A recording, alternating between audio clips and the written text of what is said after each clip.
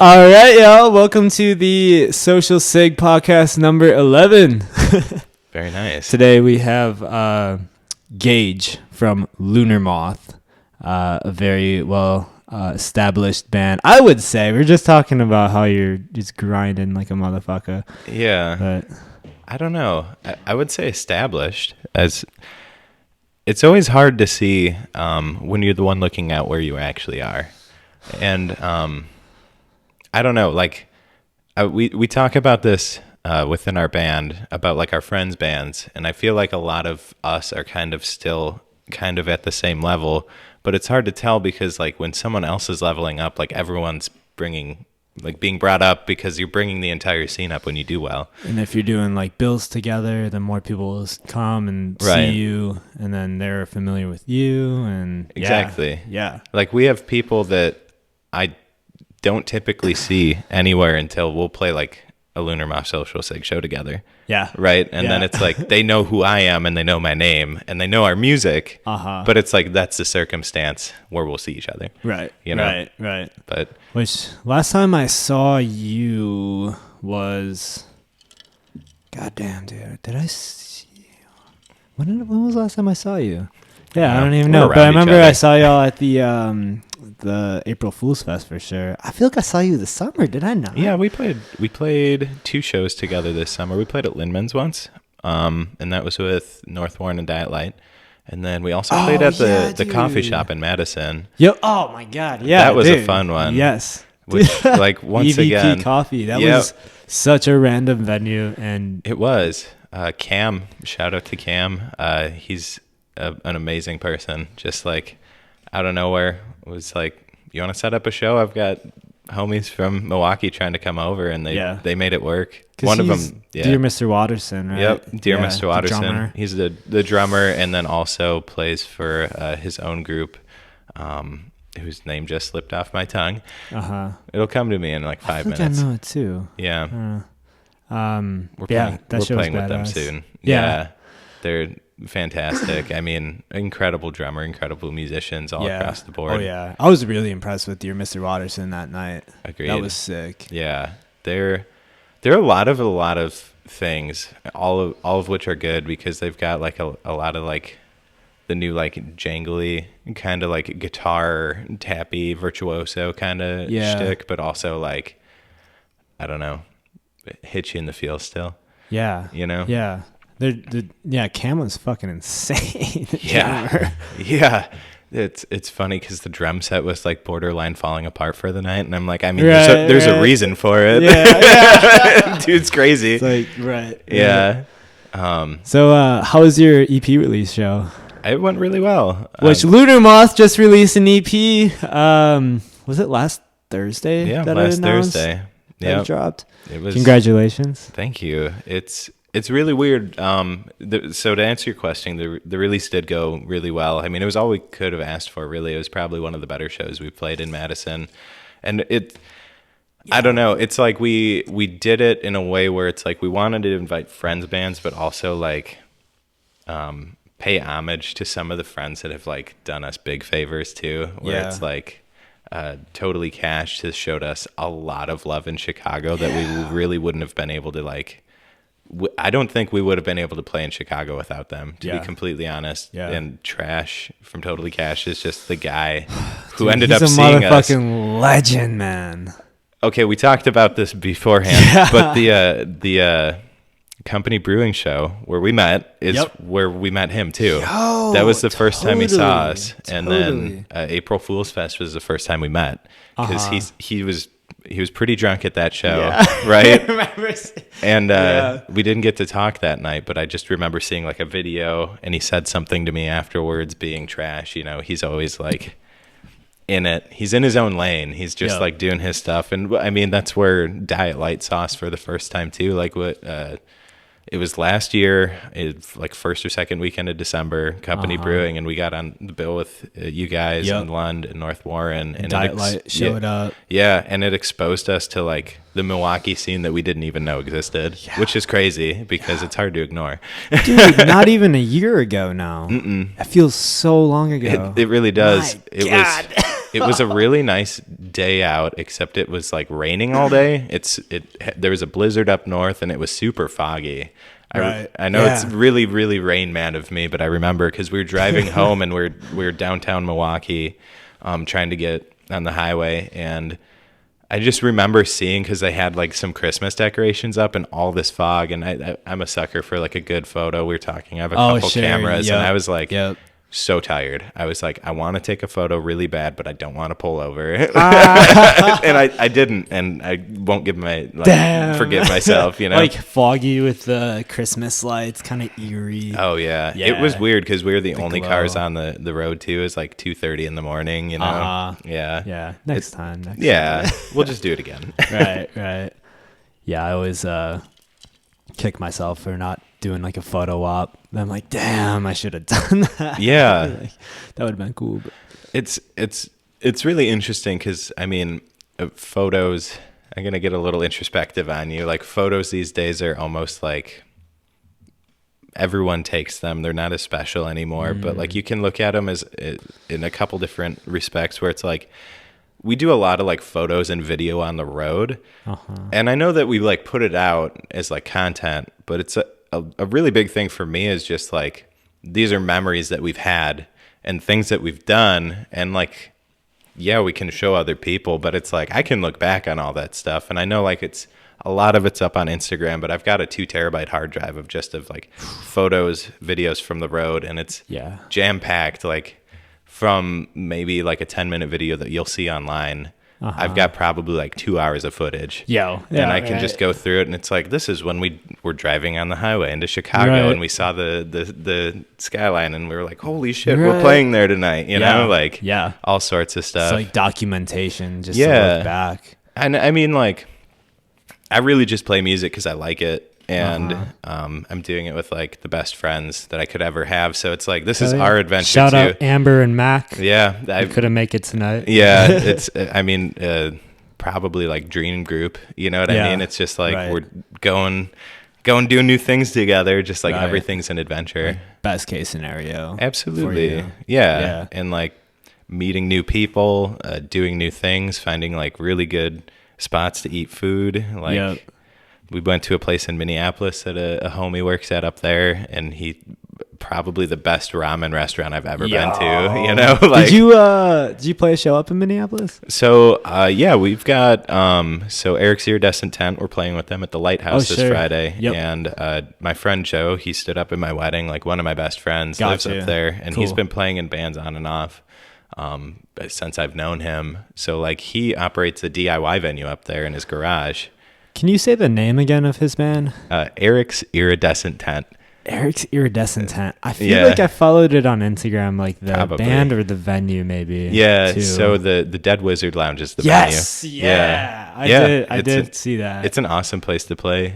We took totally cashed up there. So it was Trash and B. Went up in his Nissan, drove all the way up there to play a show with us, and he had a great time. It's a really intimate venue, and it's really interesting because they have like the corners for the bands, the corner, and then like you set up here, and then they have like couches, and people like stand or sit on the floor. And it's interesting because like, I'm not used to people sitting on the floor when we play, but we played a set of like gnarly, you know, stoner rock, and people are just like, and it's kind of chilling out on the floor. Yeah, it's super interesting for those, but we've also played some really rowdy shows up there. But like, we've played a couple spots around town too. We met a photographer, Kelly, who runs Starseed Studios up in Minneapolis, and their work is awesome. They actually, it's weird how you meet people, because they initially reached out. They saw we were playing at this bar called Palmer's.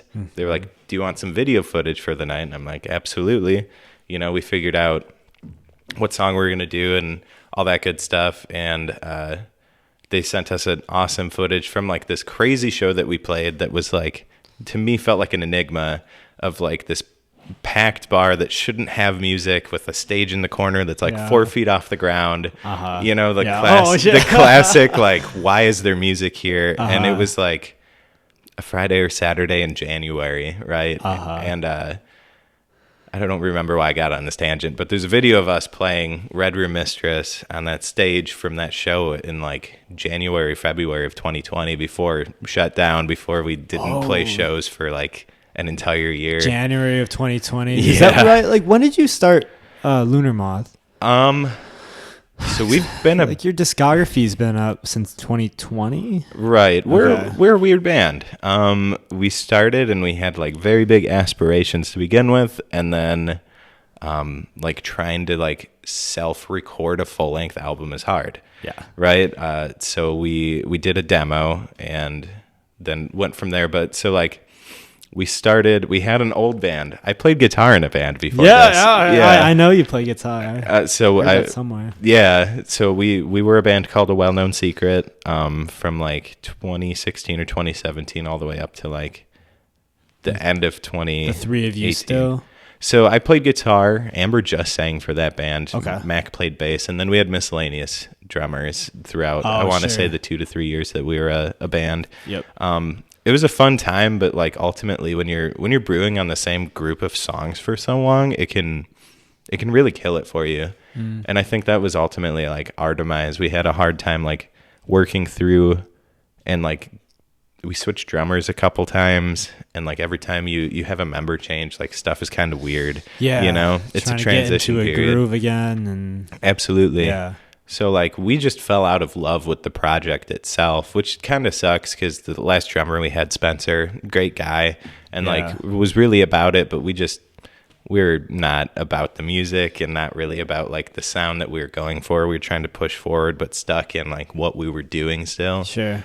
So like it was, I want to say we played New Year's of 2019 because we've been doing New Year's shows every year. I want to say since 2017 or 2018. We've played every New Year's but 2021. Sure. Yeah. Right. And then we just switched. It was like 2 months, and like I picked drums back up, and Amber just started playing guitar for Lunar Moth. So our first show, I want to say, was in March of 2019. Sure. We're just going on tangents. This is how my brain works. I'm following, yeah. So you've met Ryan, my brother-in-law, right? He plays guitar. Is he in the Avalanches? Yep, Appalachians. That's your Appalachians. He's my brother-in-law. I didn't know he's your brother-in-law. Yeah. So is that Amber's brother? So he's my sister's husband's brother. Your sister's husband's brother. Right. So maybe step brother-in-law. I don't know how that works. Second brother-in-law. Yeah. I just call him my brother-in-law because it's easier that way. Dude, he's like the biggest Lunar Moth fan.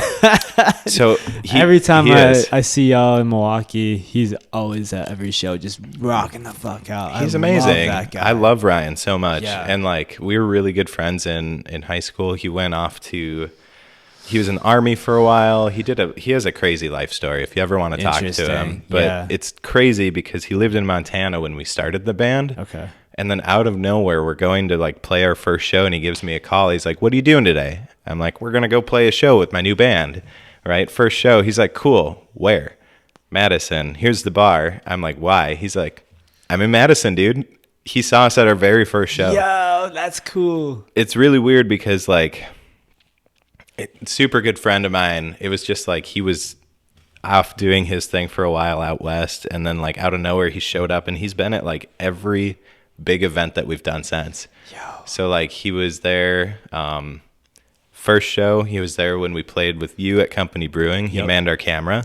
Yep. And then he was there for the Good Look show, our first time playing at the Cactus Club. Mm-hmm. I mean, like he was there when we played in an attic and Amber like broke a tuner on her guitar. And she had to borrow someone else's guitar, which was like a weird show for us, you know? Yeah.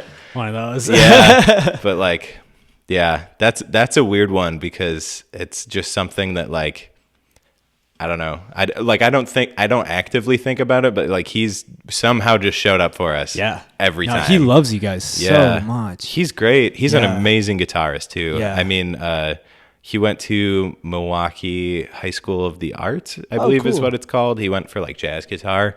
So like he's like super in the sauce with like theory, and like he practices all the time. Like Sure. it's really cool because he's been telling me like he's writing a bunch for the Appalachians right now, and Yep. like they're kind of like working through this new stuff. And he played me a bunch of it. He's super pumped. I think we're playing with them soon in Milwaukee. Cool. Yeah. I've never seen the Appalachians. Right? Appalachians, okay, yeah. I want to say avalanches for some Appalachians. Yeah, I had a Cool. hard time with the name for a while too, because like sometimes you just see a word and you're like, Right. you Same know? thing. Yeah, exactly. But yeah, we've been around for like 3 years, and our trajectory is really strange because like we started and we're doing stuff and we're really optimistic about our career, and we're like climbing and making our goals happen. Yeah. But like initially it was like, cool, we got our first show, and it's like we're practicing, we're writing, we have an entire set list of our own music. Yep. Regardless of like half of the songs that we initially wrote we threw away. We don't even play them anymore. Right. But then it's like going through and like, all right, well, we have enough for an album, so let's like write and record an album. But like when you're starting off, and especially us, because we're always kind of like outsiders in a sense, where like we would go to shows and stuff and support, but like we weren't necessarily like good friends with other people in either Milwaukee or Madison scenes. And I'm not entirely sure why. But then it's really hard booking shows when you don't have music, that Right. people can listen to. Definitely. Or like you don't have shows that people can like vouch for you. And I wasn't about to be like, here's a video from our practice. Right. Right. So like we released, I think our first demo set is from 2019, somewhere in there. Okay. And if you go to our Bandcamp, that's like our full discography. Okay. And that's like the definitive, like what was released when, but it was like our initial demos. So like stuff that was on our first album is up there as demos. And Gotcha. Has your sound evolved since then? Pretty good, or is it still kind of that doom rock? Yeah, I mean, like, evolved in a bunch of different ways. So initially it was like very like kind of crappy basement recordings, and like the crappy recordings have just progressively gotten better. Sure. Right. Right. Working with whatever you have is like an awesome challenge. And I've discovered throughout our journey, like monitoring makes a big difference, like stuff like that. We've all gotten way better since then, I would say, because like, I mean, I've been playing drums since like the 6th grade, but when you don't have a drum kit to practice on, you're only as good as like what you can do. Right. Right. So, you're very limited in progressing without having one. I mean, practicing with a band and practicing on your own are two different things. You know what I mean? Because like I can practice a bunch on my own, and I'm only as good as I am when I think I can do stuff. And then when you go and practice with the band and try and throw some spicy fills in there, like it might not work. Which I was texting you about it, but man, that show you did with Totally Cashed, you were just thrown to the wolves. Oh yeah, are you talking? The one in Shuba's? Anytime I play with them, yes. Well, is that the first time, or is that like the? I've played with them like 4 or 5 times. Oh now. shit! Okay. So I played with them in Oshkosh, and then I'm trying to think. That was the first time, and then I think the follow up to that, was, I did like a weekend run with them. Okay, Oshkosh, Book Club in Chicago. Those were the first two. I've always wanted to go to that venue, the Book Club. Book Club? Yeah. Crazy awesome place. Yeah. Shout out Cam at the Book Club. Like, he's a sweetheart. Go to the Mexican restaurant right next door. Hey. So good. Yep. Noted. Yeah. I don't know, man. It's just like, here's our set. And then he's like, I'll meet you in Oshkosh. We show up. It was just me and him. Oh, Tiki's. Yeah. And the bartenders were not about it. Like, if you've ever seen Totally Cash, like, it's an adventure.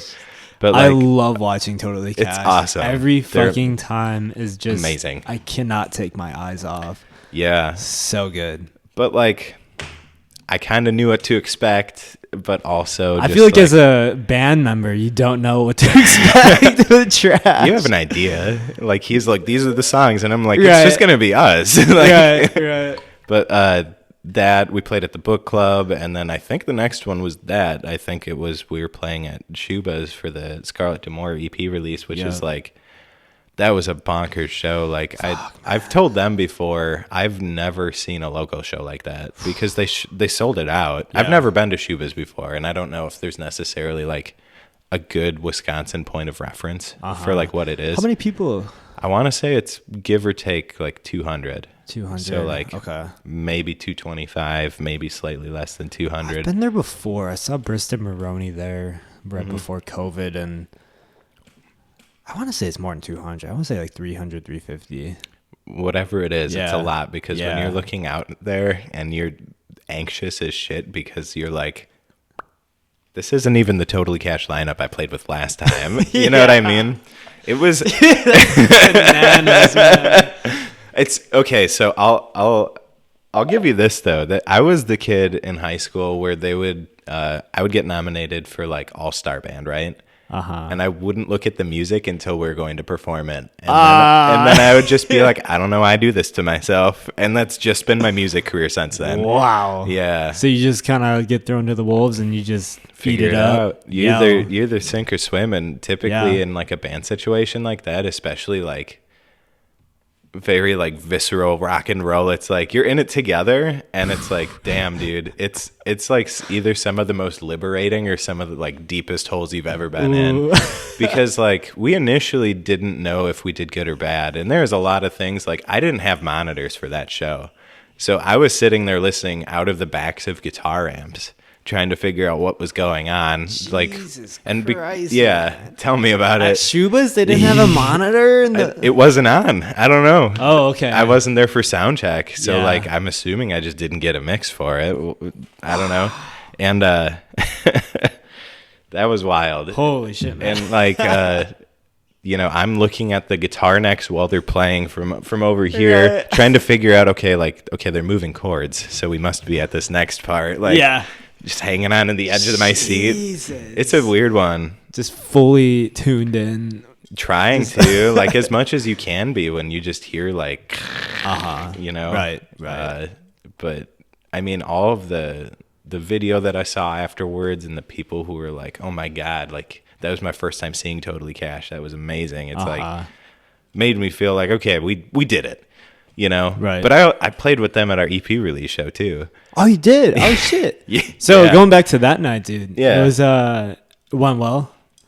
Absolutely. It was probably the best we could have asked for. I mean, we had one of the biggest Madison turnouts that we've ever had, which was awesome. Dude, High Noon Saloon is a cool ass venue, man. It is really cool. Good. Really I mean, you've played there? Yep. You can't ask for anything better as far as like, there's a very quaint green room. There's a really nice, there's a nice stage to play on. You get monitors. They sound great. The sound was really good. Yeah. And like, if that's the upper balcony too was really cool. That's all I ask for. 2 bars on each side. Yeah. It's a super cool venue. I'm really humbled that they like not only let us play there, but they also like worked with us to get that date, because I asked about a couple dates and they're like, like you obviously are like very dedicated to trying to play here for your EP release. Like, here are the dates that we have left for the year, which they book a lot. Yeah.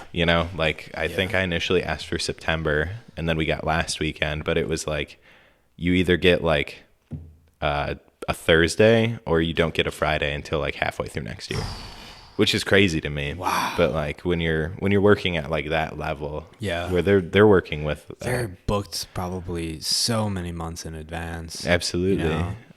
There's a lot of like national touring bands. Like, I mean, I saw Together Pangea there earlier this year.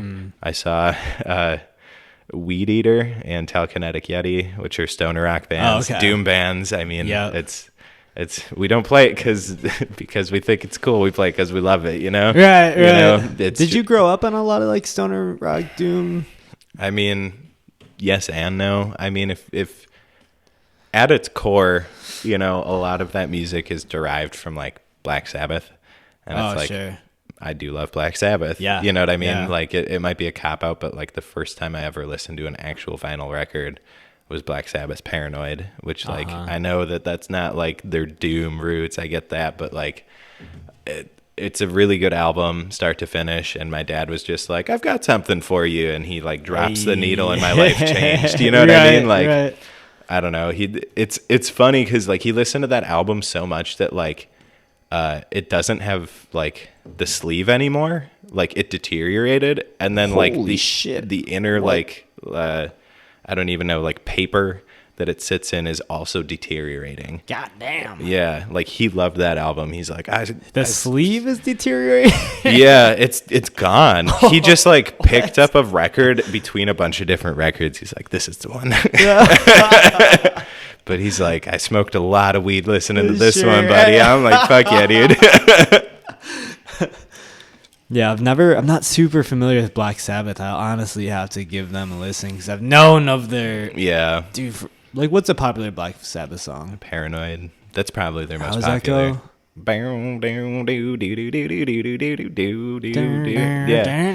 Yeah, that one. Yep. War Pigs, Iron Man. Oh! They did Iron Man. There you go. I don't... Yeah. Oh, dude, I'm going to sound so dumb right now. Yeah. Ozzy Osbourne? Yeah, he was their vocalist. Dude, wow, I am an idiot. He started with them. My dad is like super into classic rock. Like he lived through it. So like, I mean, if you listen to like Lunar, Moth, you're probably going to hear like some Led Zeppelin in my drumming. It's just like my dad's like, you're going to play drums, you're going to listen to Led Zeppelin, you're going to listen to Rush. Rush, dude. I've seen Rush. Really? Yeah, I saw them. This is going to blow your mind. I saw them Snakes and Arrows tour probably around 2006, 2007 in Chicago at the United Center.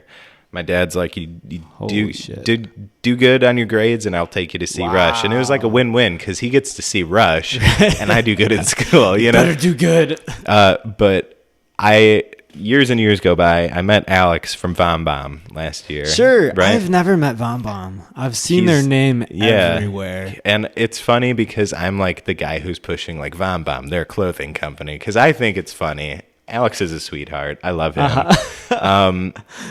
Were you telling people they're a clothing company? I am, because their shirts are everywhere. Yeah. They really are. I'm like, Vom Bomb, the clothing company. The brand, the clothing brand. So, lo and behold, years later, I meet Alex and we're talking, and for whatever reason, it comes up like... Where are they from? Are they Madison. From Madison? Okay, cool. Yeah, I don't know if he wants me talking about him too much, but I think he originally is from like Janesville area, went to college in Stevens Point, moved down to Madison somewhere recently. Okay. But I think we're talking with Shuby about like first concerts. My first concert, he was at. Oh, shit. Yeah. Both of us saw Rush. Like, that was your first concert? That was my first concert. Damn, and that was his first concert. And I'm like, are we best friends now? You know? But it's really weird. It's a small world because like Leah from Shuby, we saw Alice Cooper and Iron Maiden we were at the same show. Gnarly. We didn't know each other existed at the time, and we're really good friends with Shuby now. Like they're one of our favorite bands. Yeah, I honestly don't kick it enough with Shuby. They seem so cool. They're amazing. It's only seeing them in passing at shows and stuff, and like doing smaller talk. I want to like hang out with them. Nick talked to me on the way here. I talked to Nick way more than I should. He told me that you guys should hang out sometime. Yeah, dude, totally. Yeah, like they're such a good hang and like really genuine people. Like you meet people that are all across the board for like, I don't know, whatever you play music for, and they're like, we play music because we like playing music, and they're literally just in it like, this is what we like to do. And I'm like, that resonates with me. So I don't know. We met him a year ago at this festival called Rise Fest, which is a benefit for the train station, which is a DIY venue up in Appleton. Okay. Levi, excellent Basaw. Dude. Yeah. Levi is a great dude. He actually, I know him. You know him pretty well, right? Yeah. Yeah. He messaged me on Facebook.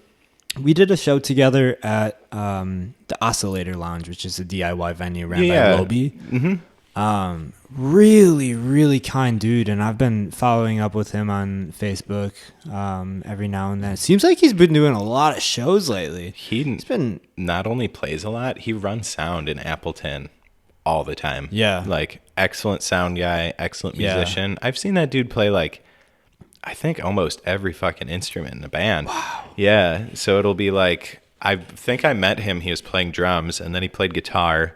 Maybe I haven't seen him play bass, but it's like I've seen him play acoustic and sing. I've seen him just play drums. He's got this one song that I had it on Bandcamp, I think, because I don't think it was on anything else, or maybe SoundCloud. But it was where he I saw him do a solo set, and it's like he'll like hold a note with his voice, and then he'll like slide on the guitar up.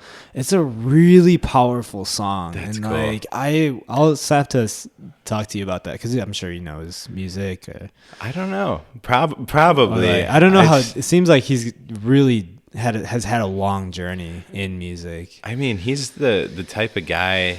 I feel like we probably cut from the same cloth in the respect where it's like, if I wasn't playing in Lunar Moth, I would still be playing, and it doesn't matter like what instrument or what band. Sure. I would just be dedicating to that, because like it's my parents raised a kid who just like became obsessive over music, whether it's like listening, going to live shows, or performing. And I really have latched on to performing a lot, because it's whether you realize it or not, it's kind of like the adrenaline thing going up and just being like, you're one of the few drummers that I've seen that stands up. Fucking so sick.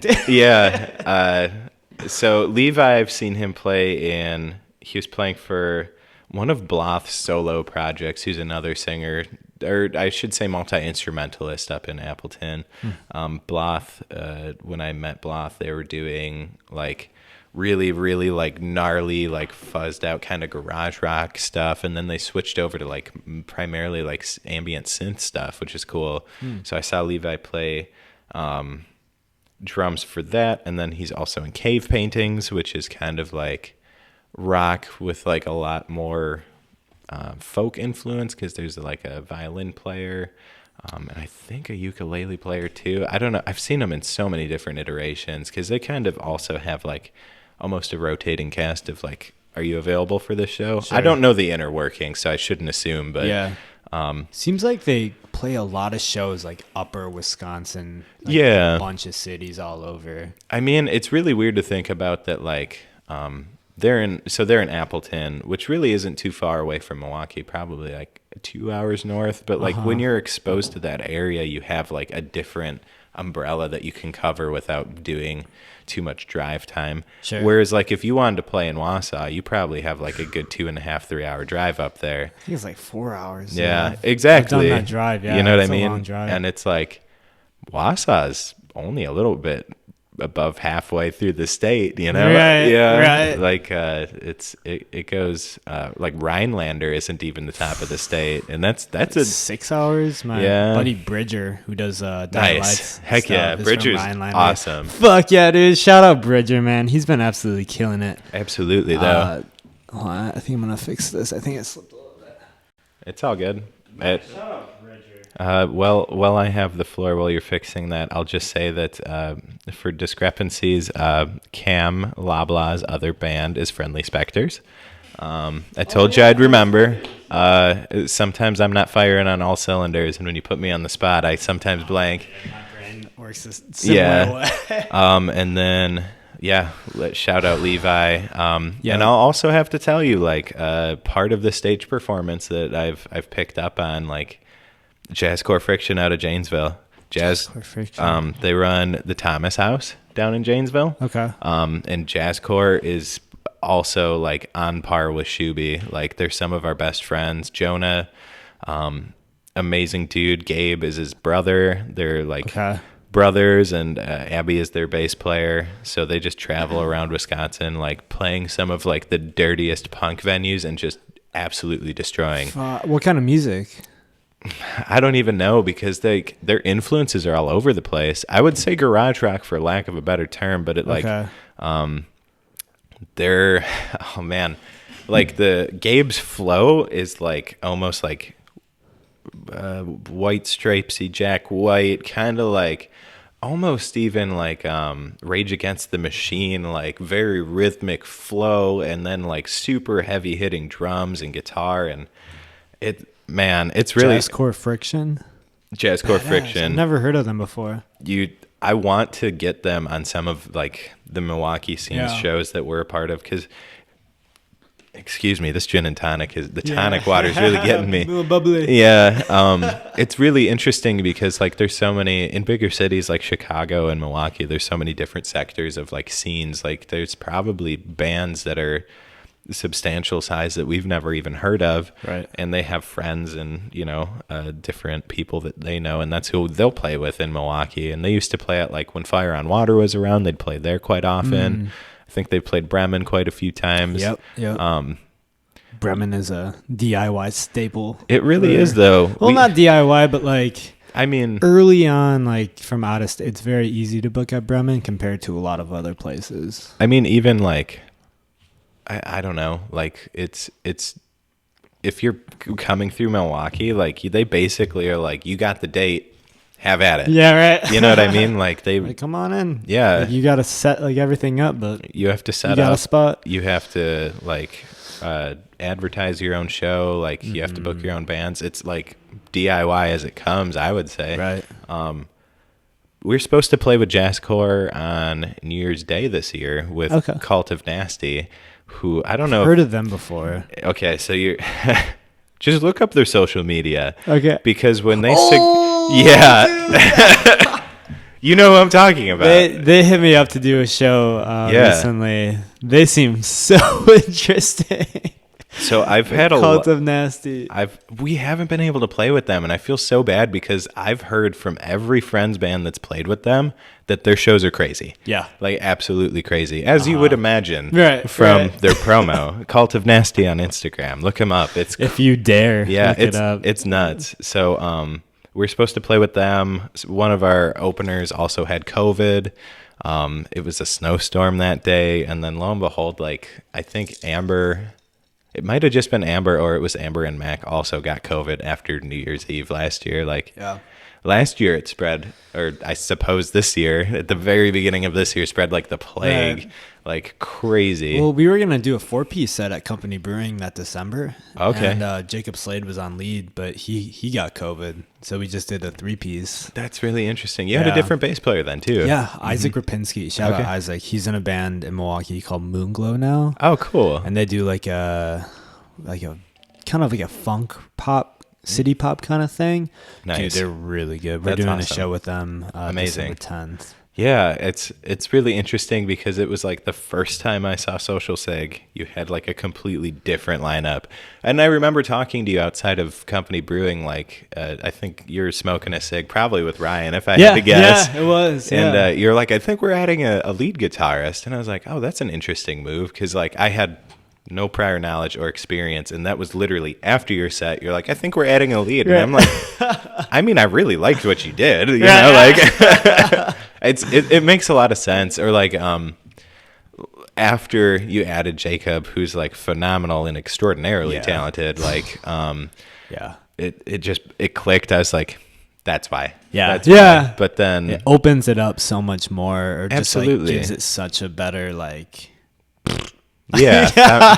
foundation. Just like rather than like because just some flavor. Really. So then like additionally the other time that I've seen that, like, because I don't know, as like a genuine fan of music too, it's like I like you guys, right? And it's like when you're changing it up, I'm always erring on the side of caution. I'm weary. Oh, sure. I'm like, am I still gonna like this?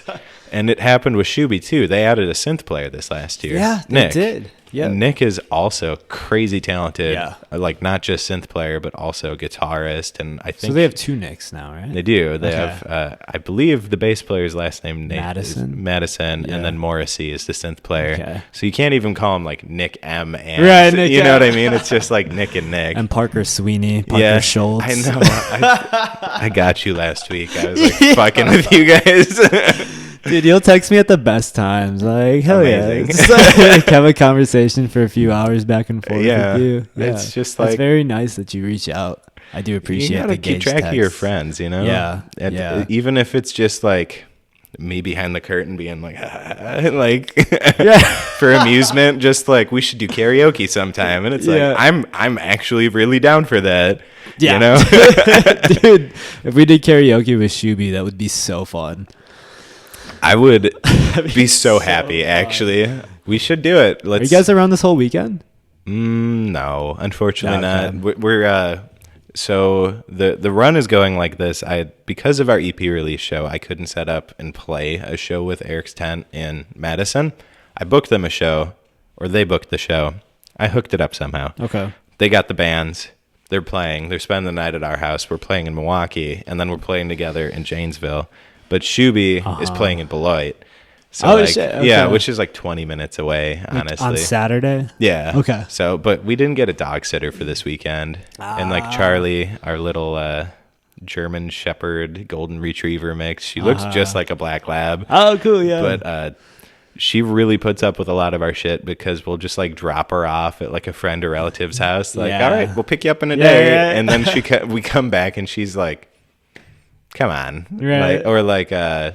She doesn't even like getting in the car anymore because she thinks we're just going to like drop her off somewhere and leave. She get a little sassy. Yeah. She's got a latitude. She's a great dog though. Yeah. I feel like, I don't know, like dog dad, you know what I mean? Because like I love my dog and like I got 2 cats too. Sure. But I don't know. It's just like, Dude, I go back and forth in my head all the time if I want to get a dog or not.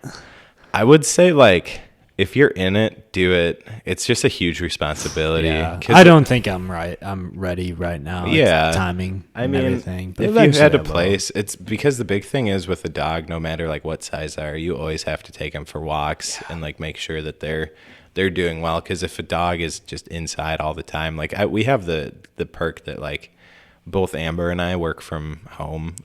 I don't know, unspecified amount of time per week. It varies, but it's like, take Charlie on a walk during the week, like just like during the day, every day. Yeah. Whereas like in summer it's super easy, in winter it gets super hard, you know? Yep.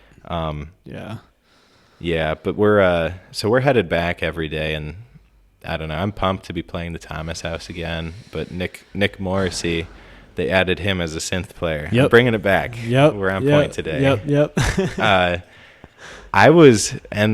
It feels dumb saying it now because he's a part of the band now. You know what I mean? Oh, yeah. And like the new album from them slaps, and like the Dude, synth work I on it really is like choice. it. Yeah. But initially I was like, well, they're already a 4-piece. You know what I mean? Like they already have a lot going on in their music. Like Leah's full-time lead, Parker is an amazing rhythm player. Yep. Like they had it all laid down, and then like I saw them with the synth player with Nick in the band, and I was like, oh, it makes sense. You know what I mean? Right. Like even on the old stuff, I was like, all right, I get you. Yeah. I know.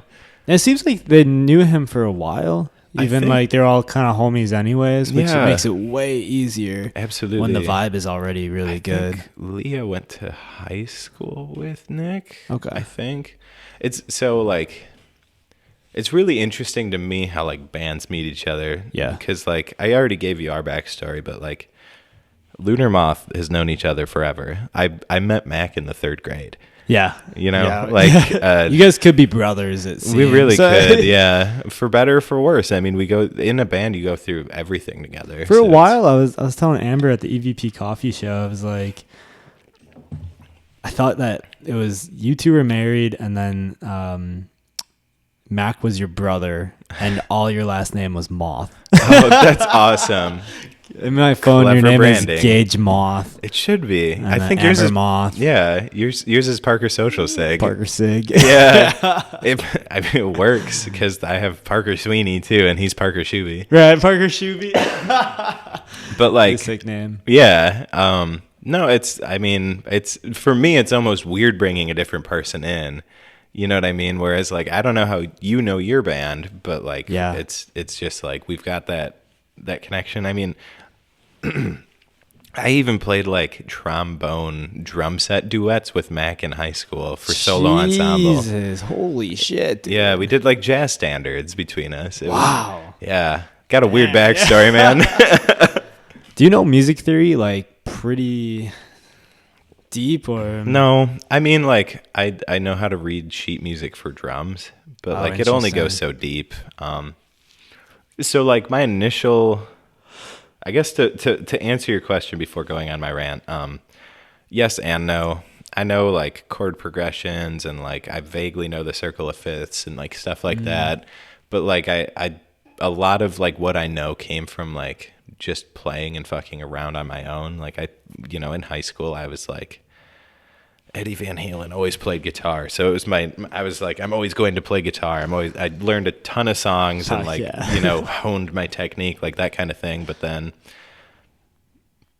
like I just hear whether not something's right. And like I don't have perfect pitch, but I can tell you whether something's in tune or not. Sure. Regardless if it's actually like in tune with itself or it's like that E is kind of flat. And I also know, like, for example, if I'm restringing a guitar, I'm also Lunar Moth's guitar tech.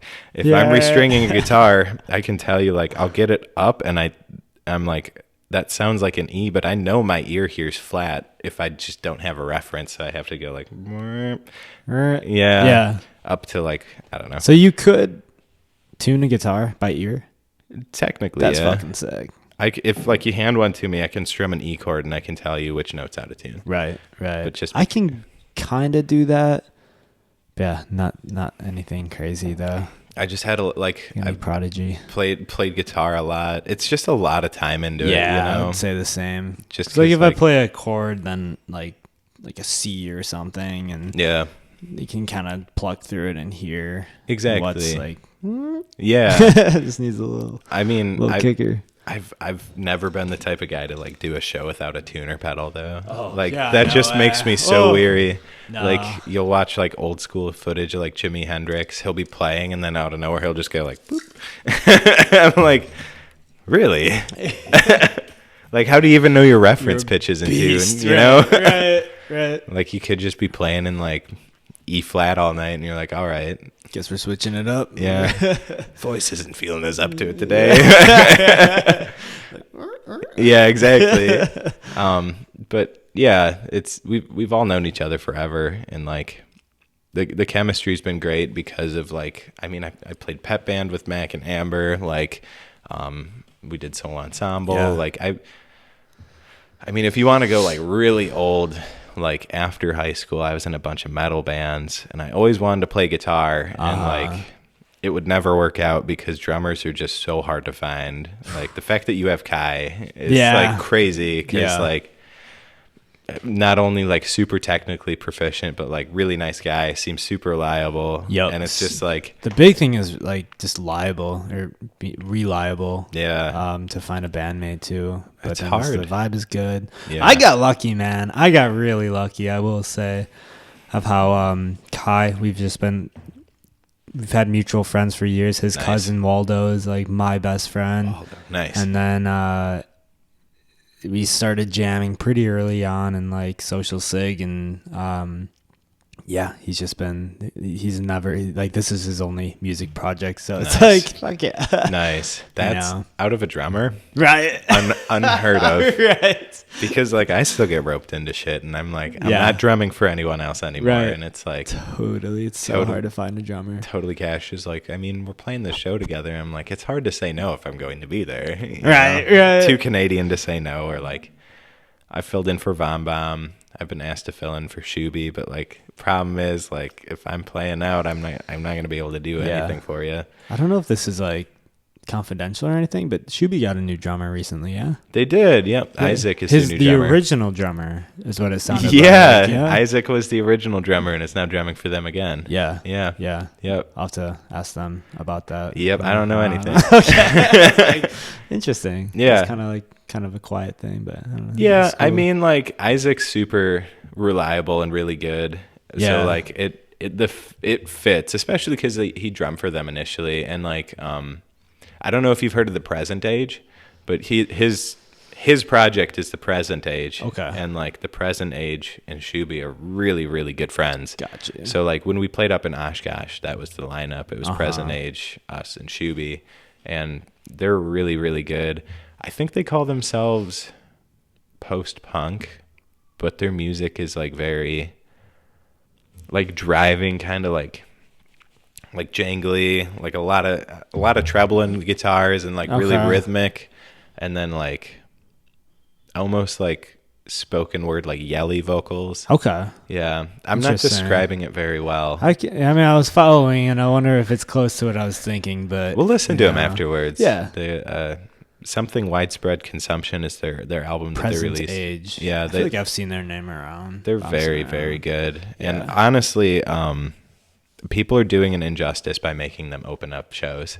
Because for whatever reason, almost every show I see with them on it, they're playing within the first 2 to 3 bands. And like overall musicianship wise, between the 4 of them, they're probably some of the best musicians like in a band that I've seen. Are you saying like they should headline? At least play towards the middle. Like I really just think more people need to know who they are. Right. Just because like their music is really good. Madison based? Oshkosh. Oshkosh, okay. Yeah. Gotcha. And yeah, they're just really good people. And I want them to come up more. Like I just want them to do better. Yeah. And like it sucks when you see like out of town bands playing like really early on a show that they're not in their town. Seems like kind of like a band from like Oshkosh or even Appleton, like Levi. It's like I feel like you got to work extra hard. I mean, even in your case, to like get on these bills like in a bigger city. Man, it's hard to say because I don't know if it's like, do you really have a leg up if you live in a city? It's like there's more competition then. But like I think you know more people though. Like you're surrounded by maybe not know more people, but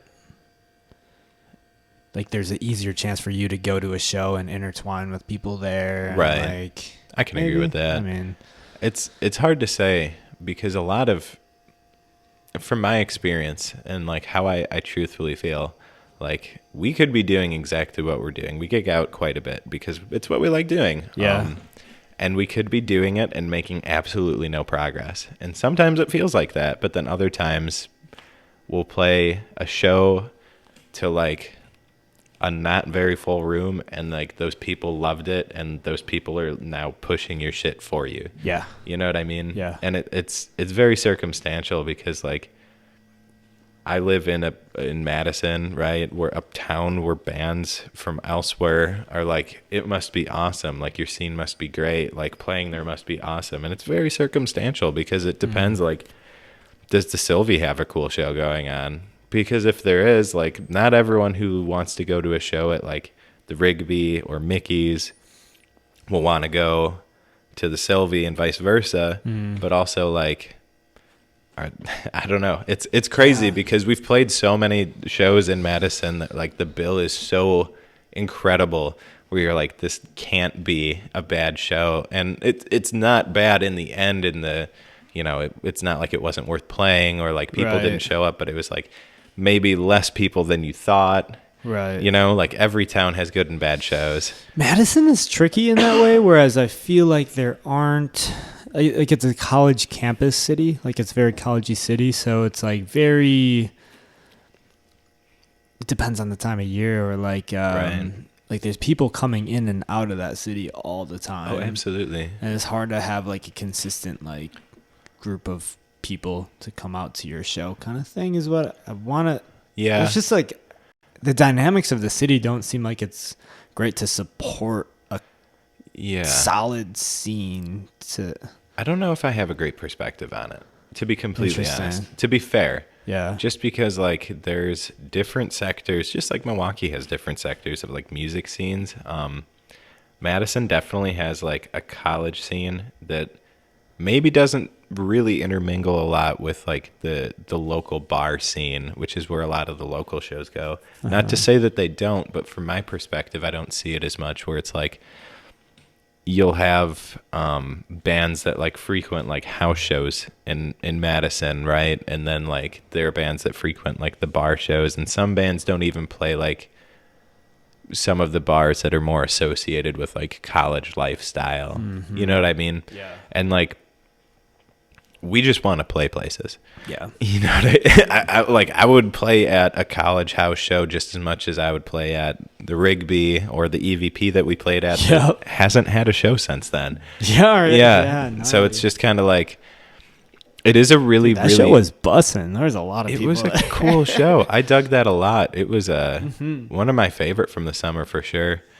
Just because like, I don't know. It was really interesting to see like all the different people who came out, but like that was a mixed bill of like you had people that I think might have been college kids as well as Cam brought their people, we brought some of our people, and it was all over the board. And that's kind of like, yeah, I'm all about trying to create like a scene that brings people up, and like I want bands of different genres to mix, and like I almost feel as though like we need to work on that as like Lunar Moth in Madison and make it so it's like, okay, we need to be more accepting of everyone. Not that we're not as a band, but like we need just more spots and set up bills consistently, because there are a fixed amount of venues in Madison too.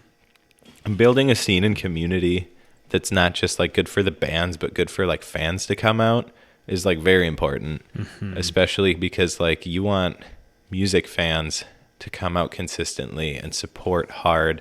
Like Chicago has that a lot right now. Chicago scene is gnarly, dude. It's amazing. So fucking gnarly. It probably took a lot of time and effort and work to get to where they're at, but like look at it. You know what I mean? Like you've played down there. You've played house shows down there too. Well, the last show we played was the second time we were in Chicago, and that house show was on the second floor of an apartment building in like Sheridan Park.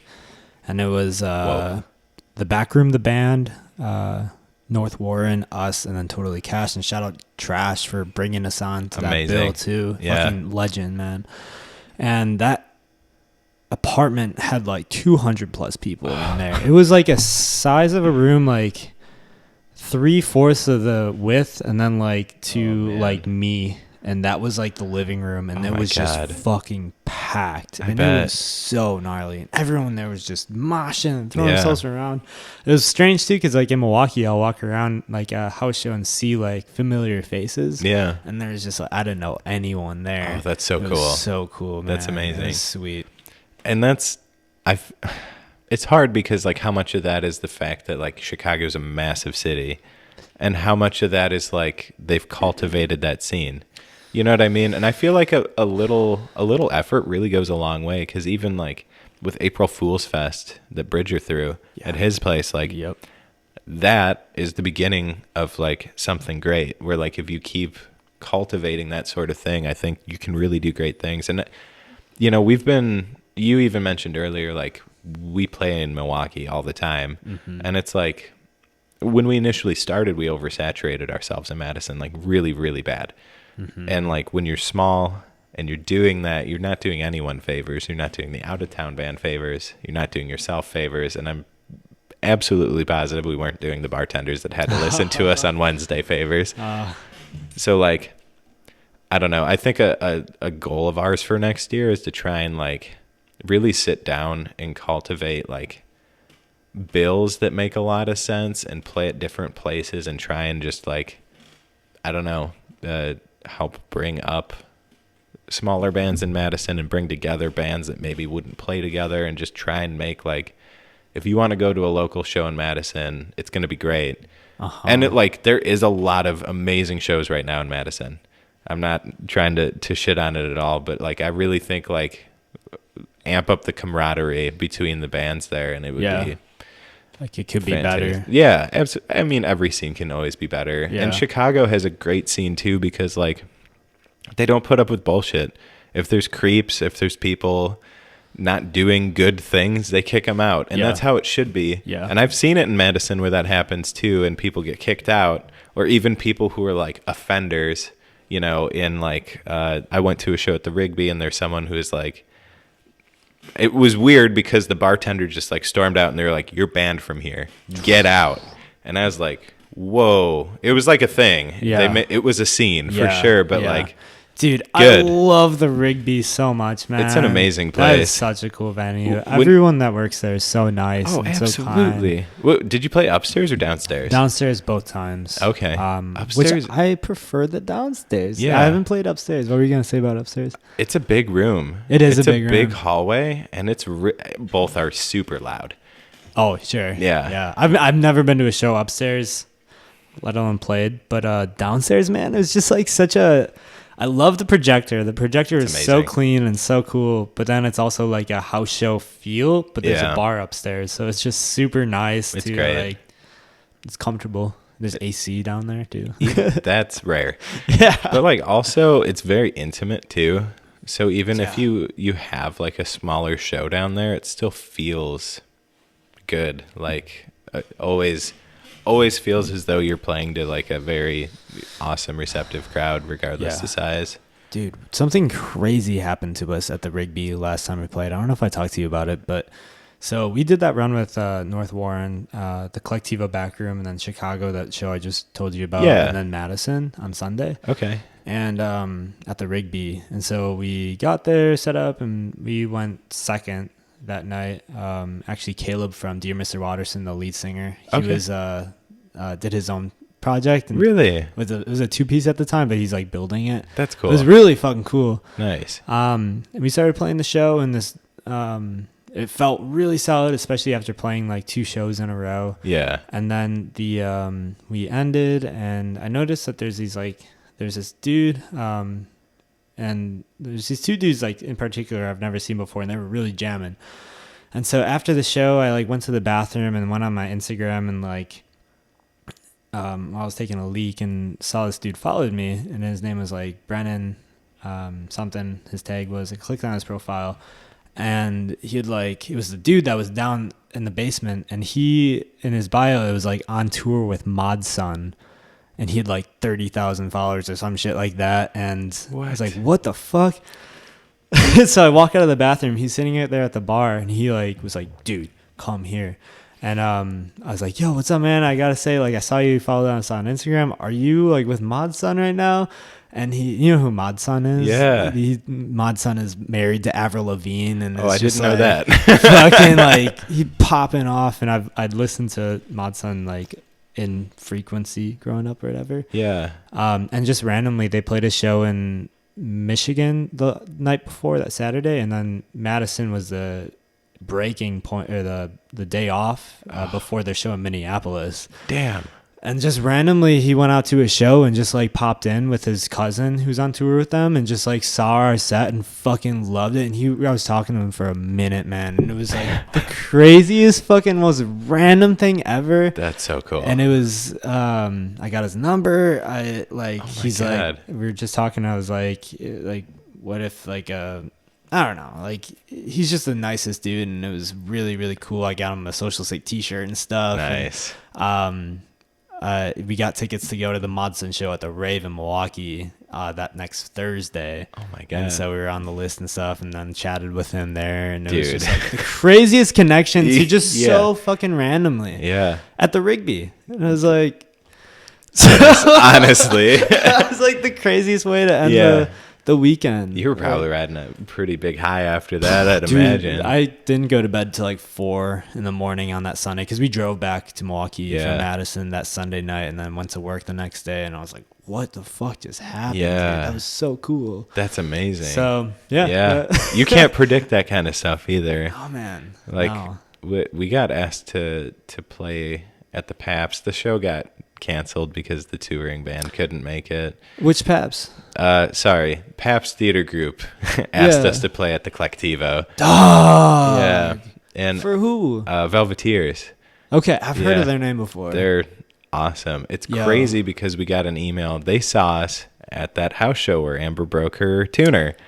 And I'm like, interesting. That's where you saw us. I'm the sure. Velveteers or the booking agent for the Pabst Group Collectivo, right? Yeah. And I was, and maybe the person, I'll leave their name anonymous for now, saw us at a different show, because that was one of those weird shows where like, it was like, man, one thing just throws your mojo off a little bit, but like, after receiving that email, I like listened to the Velveteers. I was like, fuck, I have a lot of their music saved to my Spotify. Fuck yeah. I was like, I called Amber. I'm like, you're never going to guess what just happened.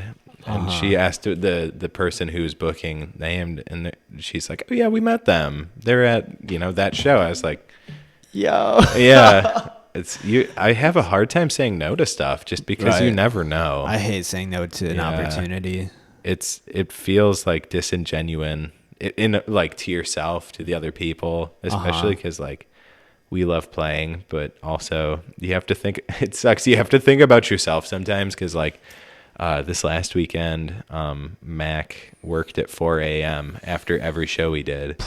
Yeah. Holy so like shit, man. we would play actually Thursday into Friday. He didn't work, but then Friday into Saturday, Saturday into Sunday, Sunday into Monday. Damn. He was waking up at I think 3 to go to work at 4. Beast. Yeah. He's I mean, I think he said he's looking for a new job, but like the fact that he can do it is crazy. But like I know we were tired after staying up super late with Trash. Yep. And then I stayed up late here in Milwaukee with Ryan. Yep. Shout out Ryan again. He made us smoked salmon and pulled pork. Hey, like that sounds so good. We had a good time. And then in Oshkosh, we were so dead tired. Just like I don't know. Like it felt like we were on the road for weeks, but it was just like 2 days of staying up past 4 a.m. Just kills. Yeah. And then we went bar hopping with Shuby in the present age. Hey. So the Velveteer show got canceled then? Yeah. Damn. They said it was a routing issue. What does that mean? I don't know. I'm assuming it was something to do with a tour bus. So interesting. I've talked about this with Max from Diet Light before, but like it seems that a lot of tours will go like Chicago, Madison, and then Minneapolis, and then like completely miss Milwaukee, which sucks. Yeah, because like I mean, sometimes I feel as though the bands skip Madison to go to Milwaukee. Oh, sure, okay. Just because like a lot of the bands that we want to see play there, and probably bands that you want to see play in our town. Right. You know? It probably depends on the tour and the band and everything. Absolutely. And it's weird because I have seen like sometimes I'll follow different people on YouTube, like touring musicians who are just hired guns. You'd be surprised how many bands will just stop in Madison and stay at a hotel for a night and just leave because it's a good in between from like literally what Moth was doing. Yeah, exactly. That's actually a lot more common than I realized. Yeah. Just because like apparently it's a good in between from either the south to like the northwest or you know, Chicago to Minneapolis, something like that. Yep. But like yeah, it's really interesting for me to see cuz like I think a lot bigger bands are booking in Madison now cuz like Ticketmaster moved in. They bought Frank Productions. Dude. They're trying to take over Milwaukee too. I just heard today that was approved. Oh, the 2 venue. Why? I haven't been following it as close as I wish I did. Yeah. I don't know like what the steps would have been to prevent it. I saw like I shared all the posts I saw, and it seemed like from what I was reading on social media was like if they come in, it's just gonna affect all the like the small. I'm sure you saw those like Cactus Clubs posting them, and I mean it sucks because like from an outsider perspective, like seeing that happening, it happened to Madison, and it happened at a weird time because Frank Productions ended up buying up. I believe they bought the Majestic, the Orpheum, and then also the High Noon Saloon. Yeah. And I never played at any of those venues pre-Frank Productions, so I don't have a really big opinion on how they used to run it before that. I know Kathleen, who owned the High Noon Saloon, I believe that's her name. If I got it wrong, I'm sorry. Did it out of a place of love. They ran OK's Corral before then, which was like a smaller, divier type of situation. White Stripes played there, Pearl Jam, Nirvana, like... Yeah, all of the bands that then blew the fuck up in the 90s played there. Jesus. That place burned down. I don't know if they built the High Noon Saloon, but High Noon Saloon came from that. There. And then Interesting. They ran that all the way up until Frank Productions bought it. Frank Productions was absorbed by Ticketmaster. It was a very shady situation. When were they absorbed by Ticketmaster? I want to say somewhere in 2019. It probably not like spot on. My timeline might be slightly off, but it was like purchased COVID and then I see. Okay. You know what I mean? Yeah. It might have been like late 2018, something like that, but we weren't in a position to play in any of those venues anyway. From like the small band looking up situation, I've been to some shows that Ticketmaster's brought like bigger bands into Madison. My hot take is I don't know that they're running things correctly. I don't think they're doing Madison justice with the bands that they're running through there. Because I went to a Queens of the Stone Age show there, and they had 2 different tiers, and I know why they did it. The gold tier, right next to the stage, cost more money. The people who bought gold tickets, right, had money. and probably season passes. And the entire show, the singer was bitching that people in the front weren't dancing. Right, dude. Yeah. And it's like, you're driving people away from my city. You know what I mean? Like, by doing stupid shit like that, or like other bands, I'm sure, have had similar situations. There are bands. There's a band earlier this week that played at the High Noon on a Monday or Tuesday and sold it out. It's like a 400 capacity venue. Like, holy fuck. I know, but like, there are situations where I'm like, I don't know that what you're doing is working in your favor, because like they own the world. You know? Yeah. And it sucks, because I think they're going to start doing the same thing with Milwaukee. And like, the venues that they're building are directly targeting venues that are in the area that are independently owned. 400 capacity and the 800 is like basically the rave. I mean, like, those are like the different sectors of the rave. Whew. I mean, I don't know how big the ballroom is there. Yeah, I want to say that one's pretty big. It is. I've been to a couple shows there. Yeah. It's sketchy too. Yeah, I don't love me a show at the rave. I don't love me a show at the rave. You been into the ballroom and the floor moves on you? Shit's wild. Think I've felt it. Oh, it's a lot. Upstairs, yeah. It's a lot. Upstairs floor.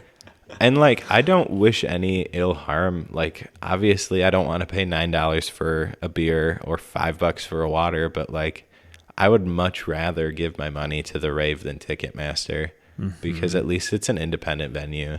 Yeah. I don't know. And I've never played there either. It's probably a case of like, playing there sucks too. I don't know. The only people I know that have played there is Shuby, and they had a weird experience where like they... Actually, I won't even talk about it. It was like something with a rider, and I don't think they filled it out. You know what I mean? Sure. But it's not my story to tell, so I won't. Yeah, I'll have to ask them about it. That's at the rave. Have them on. Gotcha. Have them on the podcast. Yeah, for sure. And I'm sure they'll talk your ear off, because they're also starting like, they have a tape label. They're starting a record label too for like pressing. Yeah. They're doing a lot. I think they're already writing their next album, and I heard some of the stuff off of it. It's like nice and weird. Yeah. It's good. Yeah. I like that. Ayo. Yeah, I don't know how it's going to affect the local scene a lot. And like, as an artist, I don't know exactly how to feel yet with the Ticketmaster coming in. Yeah. I feel like everything's telling me I should feel like I shouldn't support them because of how much of a monopoly Ticketmaster has. Absolutely. You know, as a fan, I hate Ticketmaster. I hate paying a price and then having to pay an extra price, or like they're not doing anything actively good to try and like prevent scalping either. And the only thing that I have heard that would make it harder for scalpers to scalp is if there's an open marketplace where you can purchase your ticket through Ticketmaster, which is still going to give money to them, and I hate them as an entity for the fees. That's all. I hate the fees. Yeah. Be better. Right. But like the scalping thing, like I think it's an open secret, like within the industry, where like they allow scalpers to buy multiple tickets, and they have a sliding scale now, which like is what the Blink tickets, if you've seen that controversy with like, you want to see Blink, it's $1,200 for one ticket. What they do is apparently they have a new algorithm where it gauges interest and scales the ticket price for what people are willing to pay for it. God damn. Right. I don't know how that's split between the band and Ticketmaster. It doesn't matter. It's ridiculous, but I think they should sell tickets for what tickets are worth. And if you can't go to the show and want to sell it, you should be able to resell it at face value.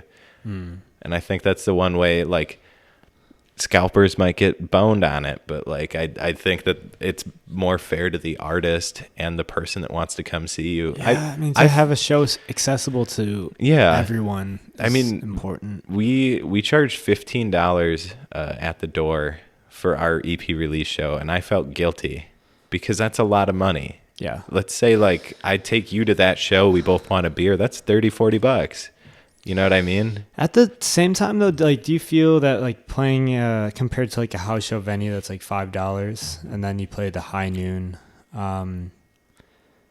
I think $15 isn't that much in the eyes of someone that goes to see a show at like the Pabst Theater or Turner Hall or something like that. It's like they're paying like $30 for a ticket. Of course. And then like you got to realize your value as an artist too, without making your price like $100 a ticket. But I think $20 tickets is pretty reasonable. But it feels weird because we come from like the DIY scene of like $5 or maybe even no cover.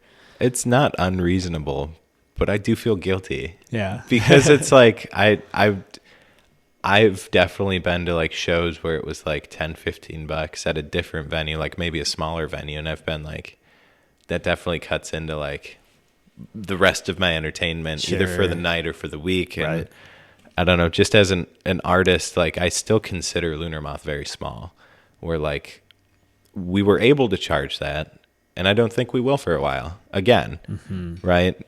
Coming from the DIY spot. But like the way that I like to think of shows too, which is also pretty funny. Like if you're, let's say we're doing a 3-band bill at Lindman's, right? And it's like, make it super easy. It would never happen, but $6 at the door.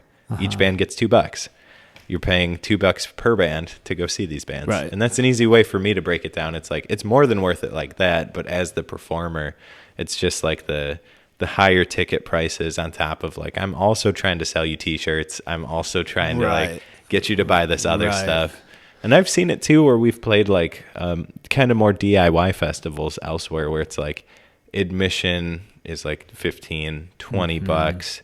And then sometimes there'll be like drink deals and stuff on top of that. And we've played shows where people are like, I bought the ticket to get in. I bought the drink deal. I have no money for your merch. I love your merch, but I can't buy it. And I'm like, take stickers. I know.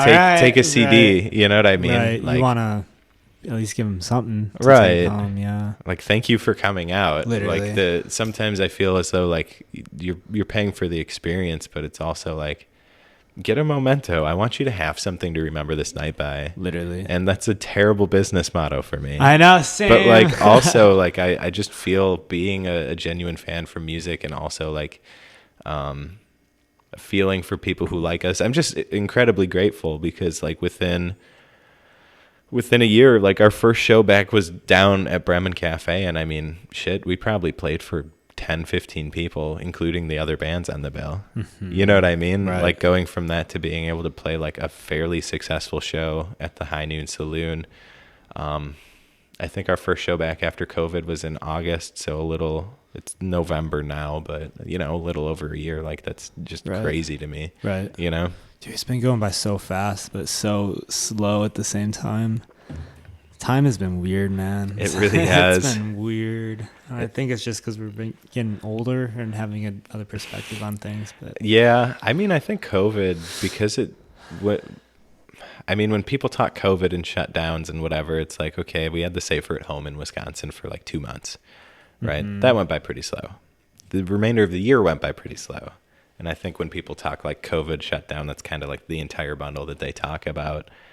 And it went by really slow for us in a lot of different reasons. Like I had a really weird 2020. I lost my job, moved in with family, saved up. 2021, I bought a house, like full circle, crazy whirlwind. But like all the way up until like moving into my house went by super slow. And it's like I've been there for over a year now, which is weird to say.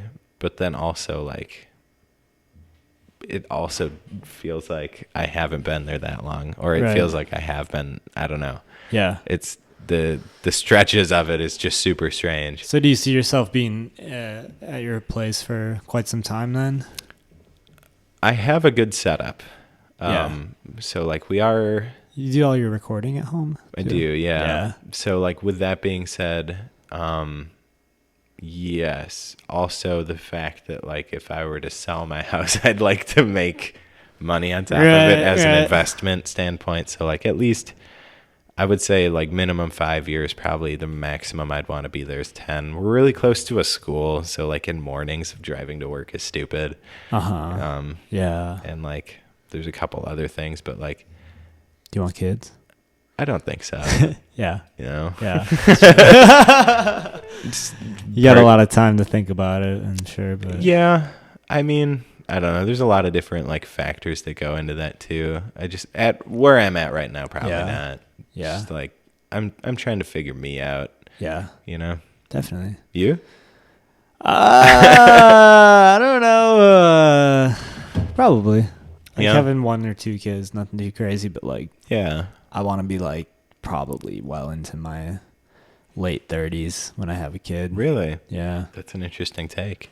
Yeah. But then again, I feel like our generation is maybe a little bit different. Yeah. I've read somewhere recently that a lot of just people aren't thinking about having kids as much as they used to.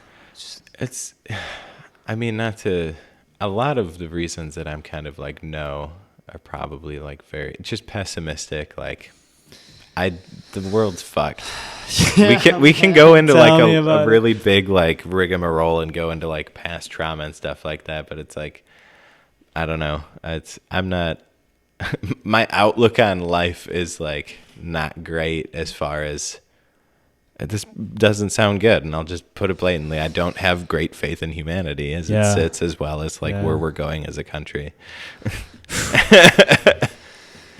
It's really depressing, but I try not to linger on it for too long. Right. And that's not why I'm here. I'm not here to talk to you about like politics and how I think stuff's going to shit. And if you ever look at like Lunar Moth's Instagram and stuff like that, like you probably couldn't tell, like you might be able to tell like where we sit on the political spectrum, but we don't try and be like forefront with it just because like my political beliefs don't really align with my parents, and I don't talk politics with them because I'm not going to change their mind. They're not going to change mine, and I'm not really there to change people's opinions on stuff, even though like when we're driving through, we definitely talk shit about road signs and stuff we see. Sure. Yeah. You know what I mean?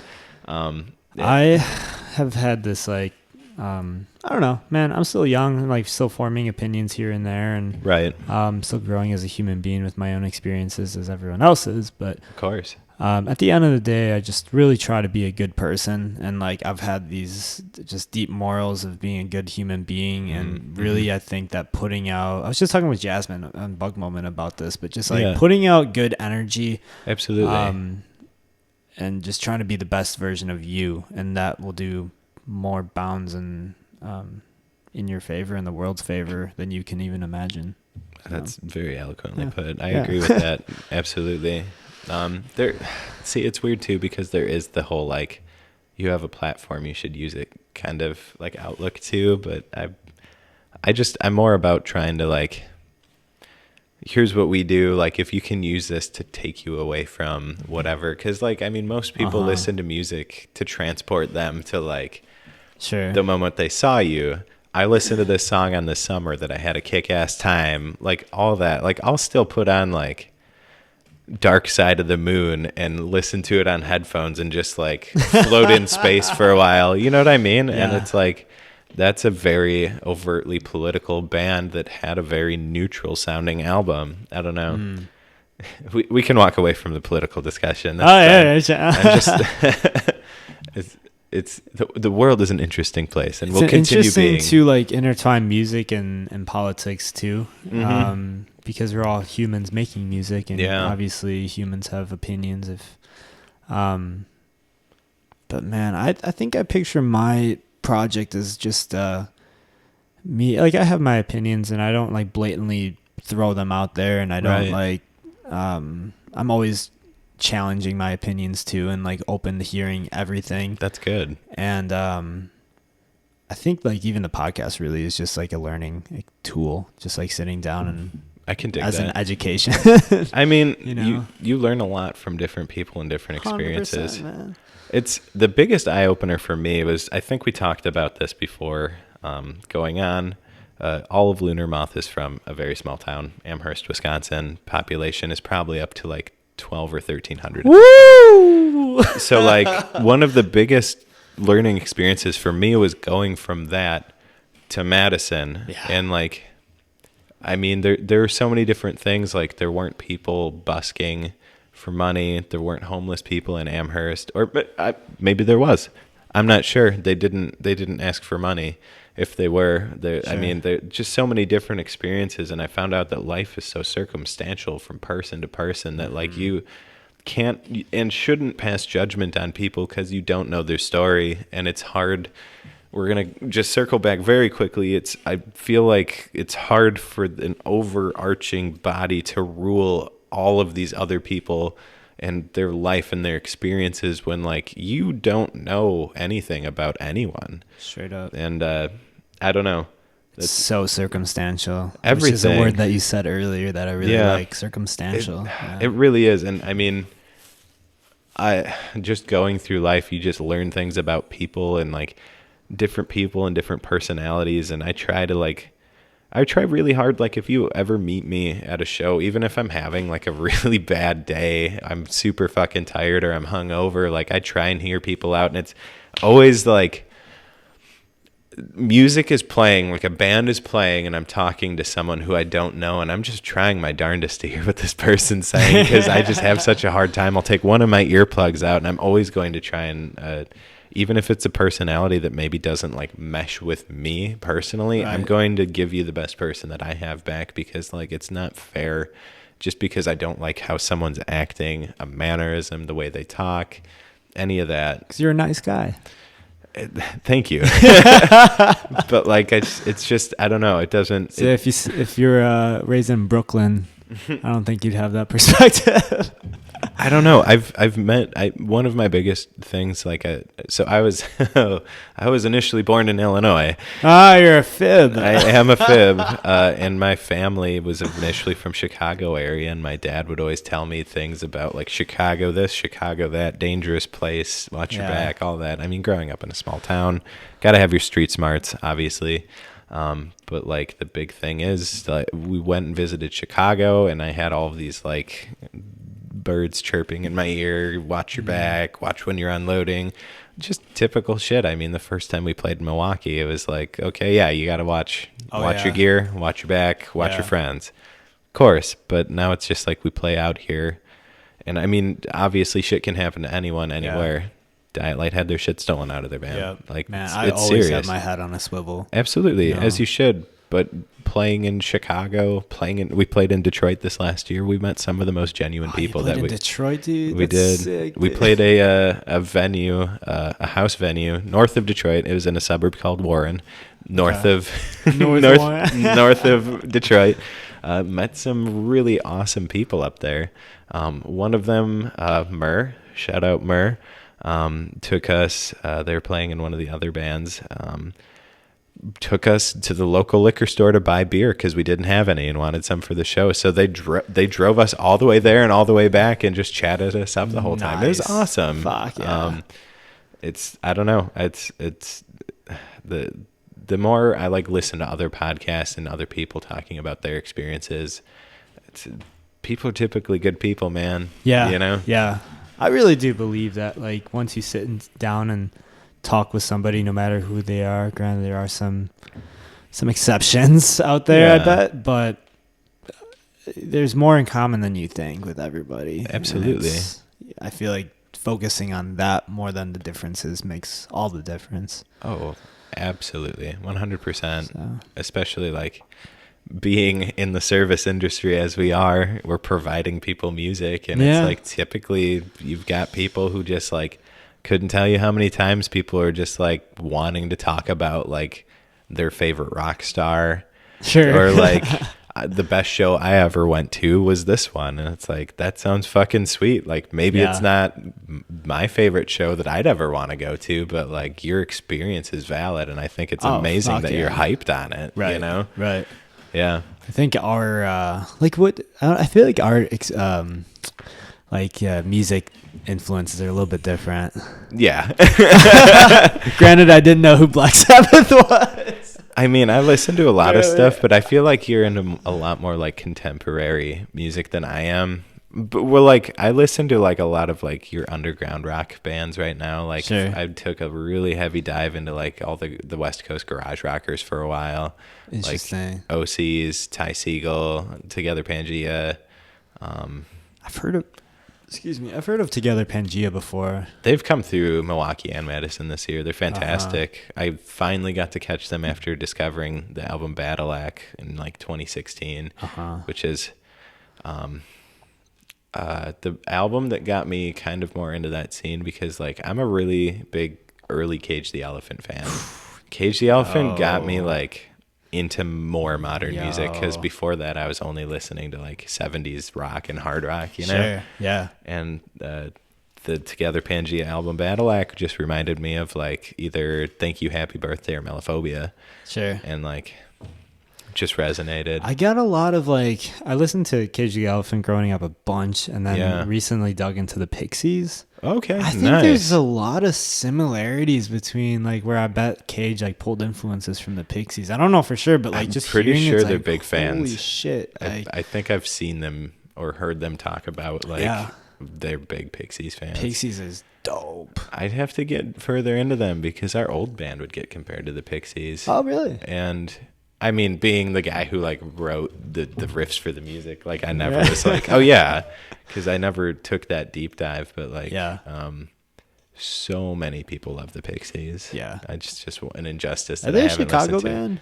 I have no clue. I think they are for some reason. I could see it. That's cool. What are your influences? Man, dude, I listen to fucking everything. Growing up, I mean, like there's so many bands that like with someone in like an interview or something, or just ask like, what are your influences? Like there's so fucking many, but the main ones I guess that I would say that would like make sense for like Social Sig music is like Blink-182, Taking Back Sunday, Green Day, Third Eye Blind, The Kooks. I love the Sticky Fingers a lot. Rodriguez is an artist that I've been listening to a lot lately in the last few years. Fuck, man. Just like power punk, but also there's a radio station, 1021, FM 1021. It's like very alternative. Okay, now. Popular in Milwaukee. I'll have to tune alternative. It's like I had a band in high school, and we did like, we're basically an FM 1021 cover band with like Weezer is a big one. But man, I listen to a lot of like house music, Latin music, country. I worked at a bike shop growing up, and my dad would always be playing the country sometimes, depending on the day. So like I know like a base of that. I don't know, man. That's a lot of things. Give me what are your top 2 Green Day albums? I'm not the biggest album listener to a fault. I do love a certain amount of albums, but like the 21st Century Breakdown was the first CD I ever bought. Really? When I was a little boy. All right. And then like fucking Dookie is so fucking Dookie good. is amazing. So fucking good. Have you, I don't know, not being an album listener, I don't know if have you ever listened to Nimrod? Yeah, probably listened to some songs, but not through. Yeah. You should listen to Nimrod. I've said this. Okay, I'll give you some of our backstory.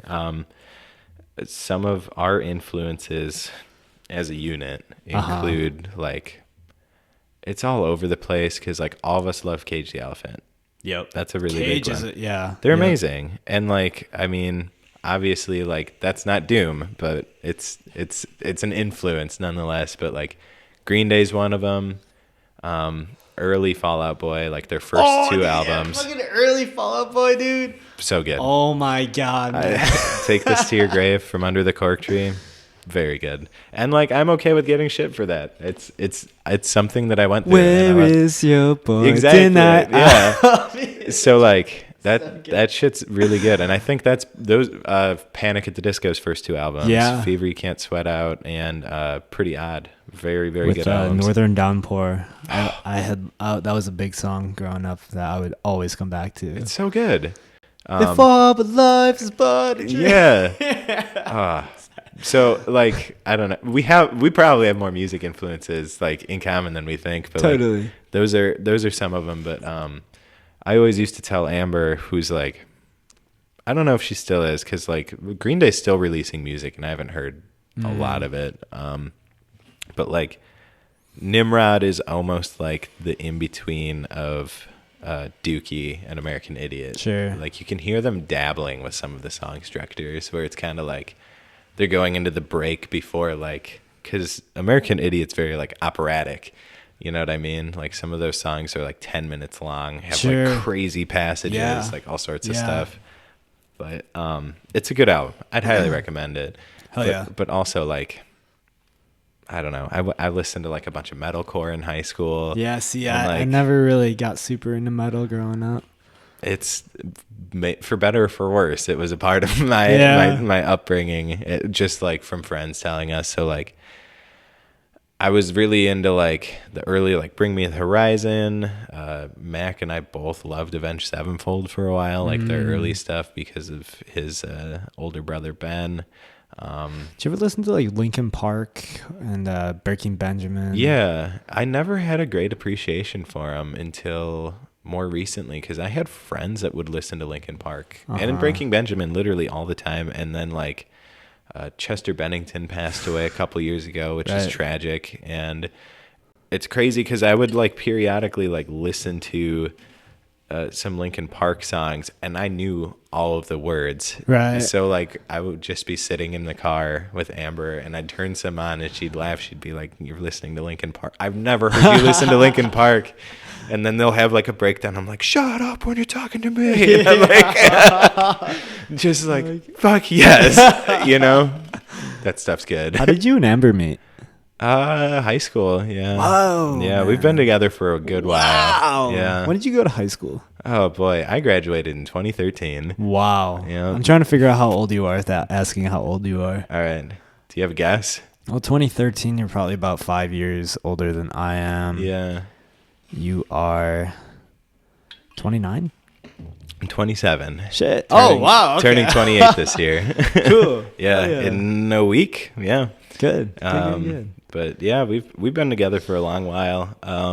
Good for you, man. High school sweetheart. Yeah, I mean, we made it through her going to college, which was just kind of like I would say like the trials and tribulations of our relationship. Yeah. Because she went to college in Waukesha and I was still up in Amherst for a while, and like we figured it out, moved in together in Madison, have been together since. It's been a long while. We've been married going on 4 years now. Oh, really? Yeah. Wow. Yeah, okay. We've been together for a long while. She's amazing. I mean, she's my wife. You know what I mean? Like, I love her dearly, and I couldn't ask for a better partner just because, like, who else can you take on tour with you? And like we both love doing the same things. She's like the creative person who writes a lot of the music. I accompany it, Mac accompanies it, I record it, she does artwork, we do like collaborate on like photography ideas. Like we are about as all in-house as you can get for a band.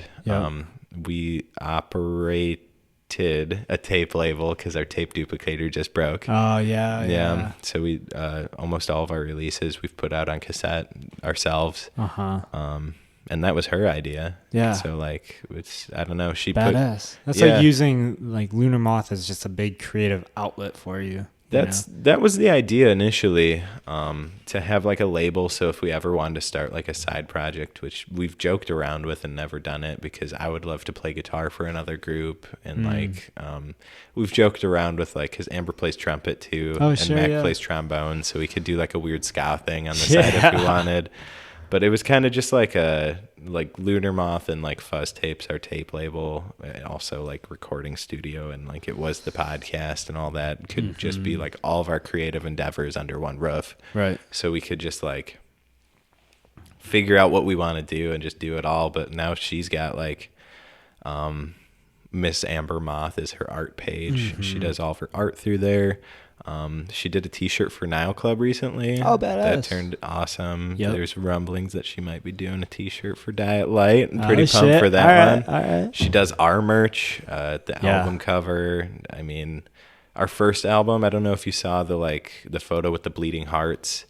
That was our first album. I took that photo. Okay. Yeah. I'm like, over the pandemic, I got like super into film photography. Hey. So, like, oh, cool. Yeah. I took a shit ton of photos. That was one of them. And she knows a ton about photography. I think she was either a major or minor photography in college. So like she taught me almost everything I know about it. And then I taught myself how to develop film too. Fucking badass. Damn. I just get bored. I'm like, how do you do things? You know what I mean? And she pushes me to do that stuff too. So it's like, I'm like, I want to try and build a guitar pedal. She's like, then do it. I can do it. Yeah. And I think Mac has a fuzz pedal that I built him, and Amber has like 2 or 3 pedals that I built her on her board. Dude, holy shit, man! Just you get you bored got your and hands you do stuff. everywhere. Yeah, it's for us. It's just like keeping busy because like I don't like not doing stuff. Right. You know what I mean? Yeah. Which is cool because she's the same way. Yeah. You know, you do it in a good way though, to be productive about it and try. Like, you know, yeah. There's only so much you can do in a day though too, because like I luckily have a job that's like kind of lax where it's like over lunch or like if I'm on a break or even like I can just check like email, Instagram periodically, and I can get back to people super quick. And we all have iPhones. We're all Apple slaves, so like Yep. got a group text. It's like I get a message from someone. I try and get back as soon as possible. And sometimes I can get an answer to someone in like 15 minutes. Yeah. You know what I mean? Right. Which is big. And sometimes I forget. So Right. Well, whenever I text you, it's always like a pretty fast ongoing conversation. Yeah. Like I have my phone on at work, and yeah, when it's not summer, it's like we got a lot of time in our hands to. Yeah, we're really busy at my stuff. office right now, for better or for worse. And like, Got you. Yeah, sometimes it's like I can get back to people pretty quick, other times not. But then like as soon as I get home and like eat dinner, I'm like, all right, I'm gonna try and leave everything to the side, put it on do not disturb, just chill out, like take the dog for a walk. What are your like future like goals with Lunar Moth? I would say immediate goals are probably to record and release either another EP or another album or both next year. But I think we're going to be writing down goals really soon because like... You just kind of coming off the EP release. Yeah. You know? I mean, like it's still very surreal because we had a good turnout. We had a good like mini run. We're all super tired and stoked at the same time. Like the initial... I don't know. It's just like that initial wave of people like hyping you.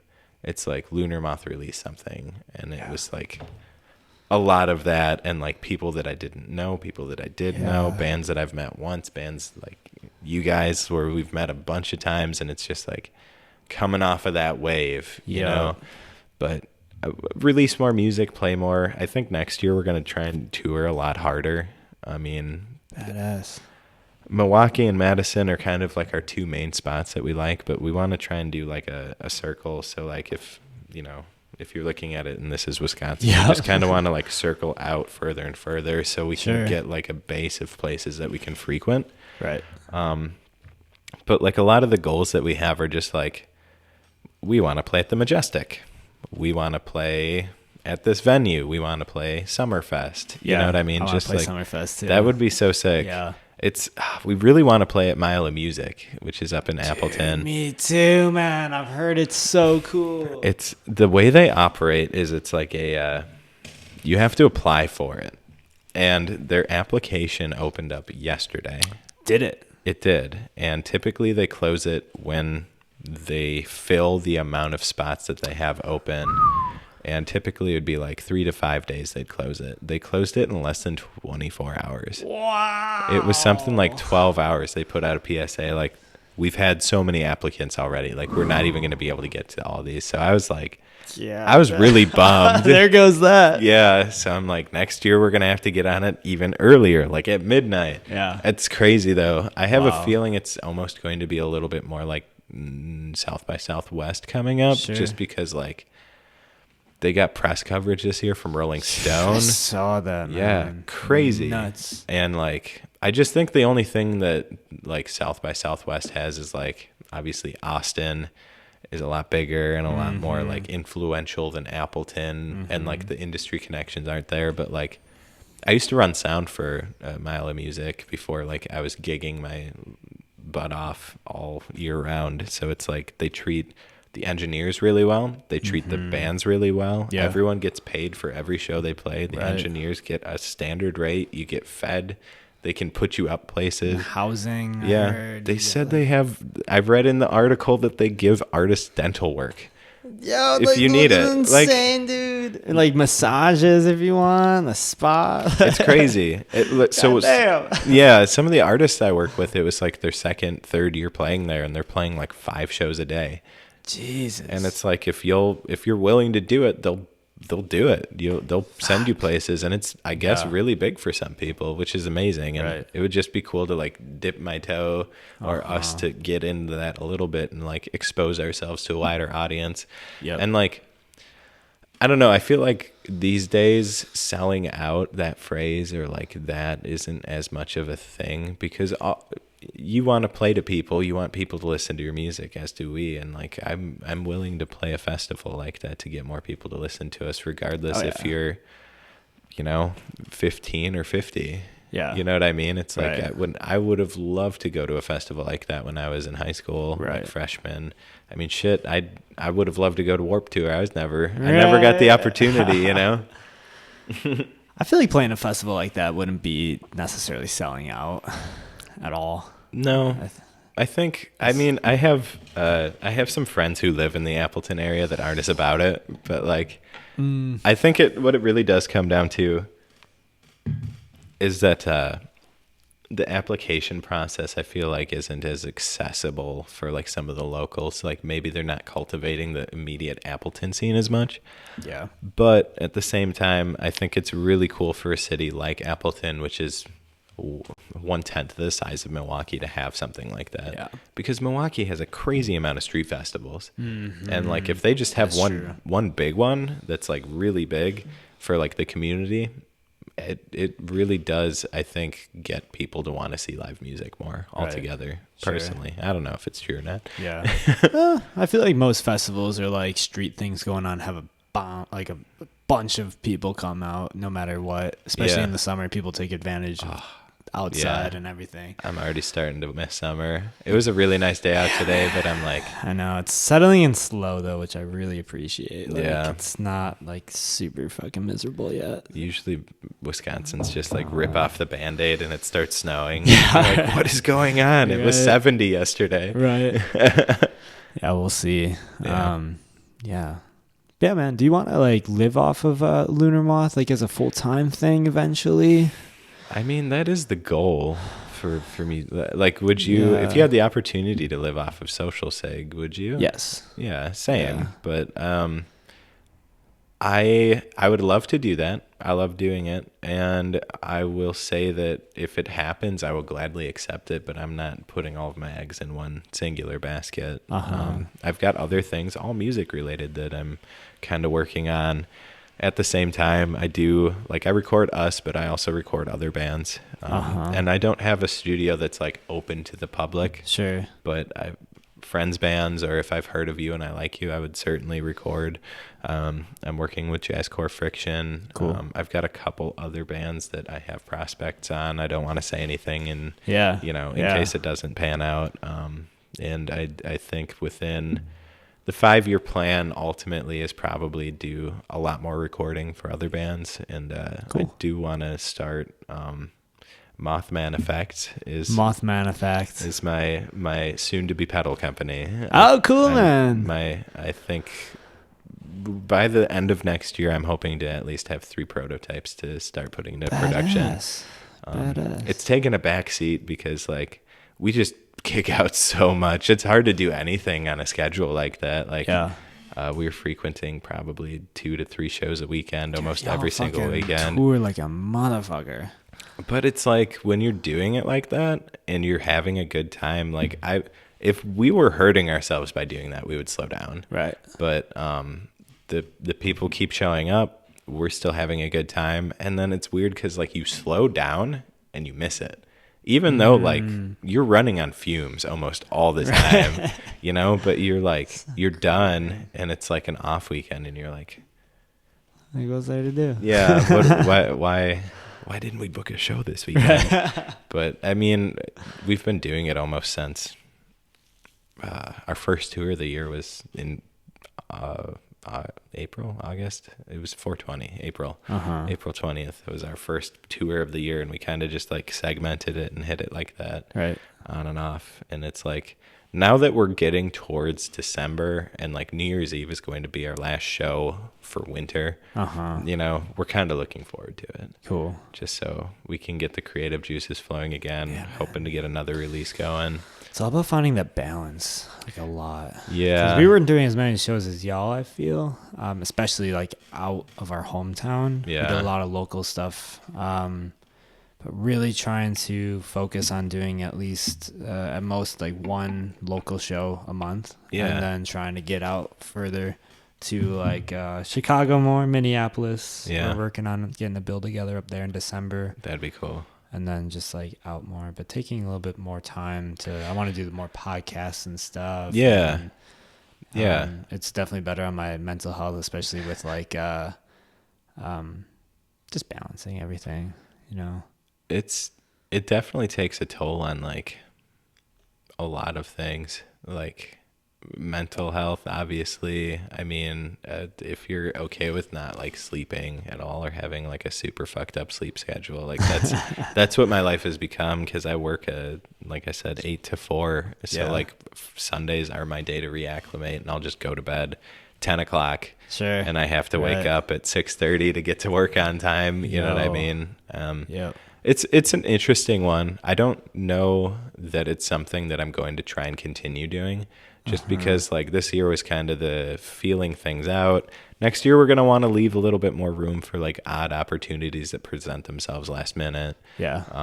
As well as like maybe gigging a little bit more effectively, where it's like, instead of playing Madison, Milwaukee, and then Madison and Milwaukee again, maybe we'll do like Madison, Milwaukee, and then the next weekend we'll go further out. Or we'll use like connecting shows and try and do like more 4-day runs, something like that. Yeah, making it like make sense, and so that you'll get the most out of it. Absolutely. For sure. And it's really interesting too, because Lunar Moth is fairly small, where like people outside of probably Madison, Chicago, Milwaukee probably don't know of us at all. Like even if you were to ask someone in like an underground scene, they'd be like, I have no clue. So we're basically gigging from scratch in these other places, where it's like, if we want to play like Indianapolis, Healer DIY is like a super cool underground spot there. We would be at the mercy of whoever, right, the other puts brand the bill together. Yeah, exactly. And like that, we kind of got a little bit of that, and got lucky at like, we played in Lansing this year, we played in Detroit this year, and like had fairly good shows, I would say, considering it was also over 4th of July weekend. Big learning lesson. Right. Holiday weekends, not great for gigging, especially That's how track. I feel. I mean, you said you've done the New Year's shows pretty frequently, but I stay away from the New Year's shows. Yeah. They can be hit or miss, but like ultimately it's like bringing in the new year. It's like I wouldn't rather be doing anything else. For me, it's kind of like forecasting what I'd like the remainder of the year to be. And like we've seen both. We've been on bills where we were like all out of town bands on that bill, and it was like, I mean, it was a fun show. And then like we've played some really raging New Year's shows where it's like, damn, like this is how our year's gonna be. You know what I mean? And I don't know, both are super duper fun. It's really interesting because I think it was New Year's of 2020. I met Jesse, who's the singer of a band called Smoke Free Home. Sure. Out of Oshkosh. They're fantastic. They played with you at your release show, right? They did. They're another band where I've seen their name everywhere, but I have never met them. You absolutely have to see them. Everyone has to see Smoke Free Home. They're one of my favorites. They're a 3-piece, and they kind of do like the Death from Above thing, where they only have a bass player, but he splits his signal and has like a high octave and a low octave. Oh my God. They're incredible. Jesus. And so it's a bass player, drummer, and a singer, and they just tear it up so hard. And I don't know, they're one of those bands that you play with and it inspires you to do better. Right. You're like, this band isn't from here, and they just laid waste to the people who came to see us. Right. You know what I mean? It makes you be like, all right, well, I guess we have to step it up when we go play now. Hell yeah. And those are the types of bands we want to surround ourselves with. Absolutely. Just like the bands that just like, you guys work a crowd. You know what I mean? And like the people who come out to see you have an amazing time. And it's like, if we're playing with you, we want to appeal to your audience too. But like, for better or for worse, we're a band, like, we're not going to sugarcoat who we are. You come to see us, regardless if you're planning to or not, you're going to see a Lunar Moth show. You know what I mean? Right. Yeah. No, definitely like being surrounded by just killer bands just brings everyone up at the same time. Dude, fucking We did a Halloween show on Monday night. Dude, Oh. Scam Likely is on some other shit, man. Nice. They are so fucking good. They really are. It's awesome because so they're a fucking band that I feel like I've seen their progression. Their first show was the opposite show of ours at the April Fool's Fest. They say that's their first show. I saw their real first show. That was shit. just a small party Nice. in a living room. But yeah, I wasn't that Amazing. Well, Jeez. yeah, I wasn't there either, but we met there. I met Charlie there. Sure, yeah. And they came to Madison shortly after, and they played at Communication, and it was really cool to see them there. And then like 2 weeks ago, we saw them at Strange Lagrange, and they're fucking killing it, dude. Like, Yeah. I'm super happy for them. They're an amazing group of people, and like they host shows, and they've had us out before. Like I would love to play with them more. Yeah. Just because like I don't know, they're a band that like has said some really nice things about us, and they don't really have any reason to, and that just resonates really well with me. Like bringing each other up is just amazing, and they're definitely full supportive of like all of the Madison and Milwaukee bands. They've had a fair share of Madison bands that they've played with too. Yeah. Man, but it's really exciting. What are we doing on time? How are we doing? I have no idea. Phone's on the floor. I mean, I didn't have a plan for today, so Cool. Let me see how we're at. Almost hitting 2 hours. Wow. If you've been with us this long, thank you for sticking around. For real. Going through the multi-rant. You're getting a really big schooling on how my brain works today. Oh, absolutely. I've never really sat down with you before.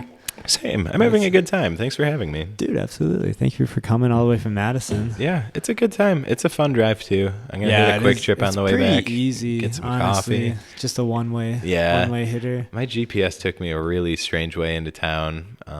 It took me up, like, I came from south, and then, like... Oh, weird. Yeah, but we can get into that later. Yeah. It's probably because of where I was coming from. Yeah. I had to figure out where I could fucking buy gin from. I was in a hurry. I was like, I'm going to hit somewhere on the way, and just like the most busy quick trip I've ever been to. I'm like, why did I pick this? Damn it.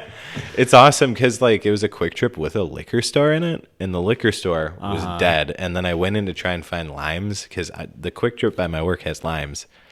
Nowhere in the store, and it was the most busy I've ever seen a quick trip. I was like, nope, I'm done. Yeah. You know, always gotta hit a quick trip on the way home from when we're just like any kind of like Madison or Chicago. Oh, absolutely. Always gotta hit it and get like the hot foods. See, sometimes it hits, you know, dude, you're on your way home. I have to be careful. Like sometimes, like I've noticed being a drummer now, like because I move around so much more than when I was a guitarist. Like if I eat like something that's too much on my drive home, I just like, just like working it all up. Yeah. It's like, yeah, I just get so tired. Like if I eat a burger or something on my way back from Quick Trip or wherever, even like sometimes late night T-Bell is the spot, and on the way home, like you don't have any fucking I stay away choices. from T-Bell. I'm unfortunately a big fan.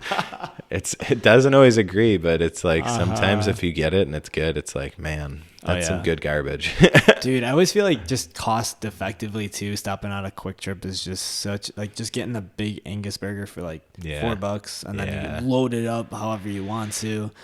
It's true. It's so easy. If you're with a group of people, like anyone can get what they want. Oh, absolutely. Best bathrooms, like they're toply ranked and everything. Absolutely. Yeah, it's a good Quick Trip. Good spot. Got I would love gas to be sponsored by Quick Trip. I think there was a band in like the emo scene that had been sponsored by Quick Trip.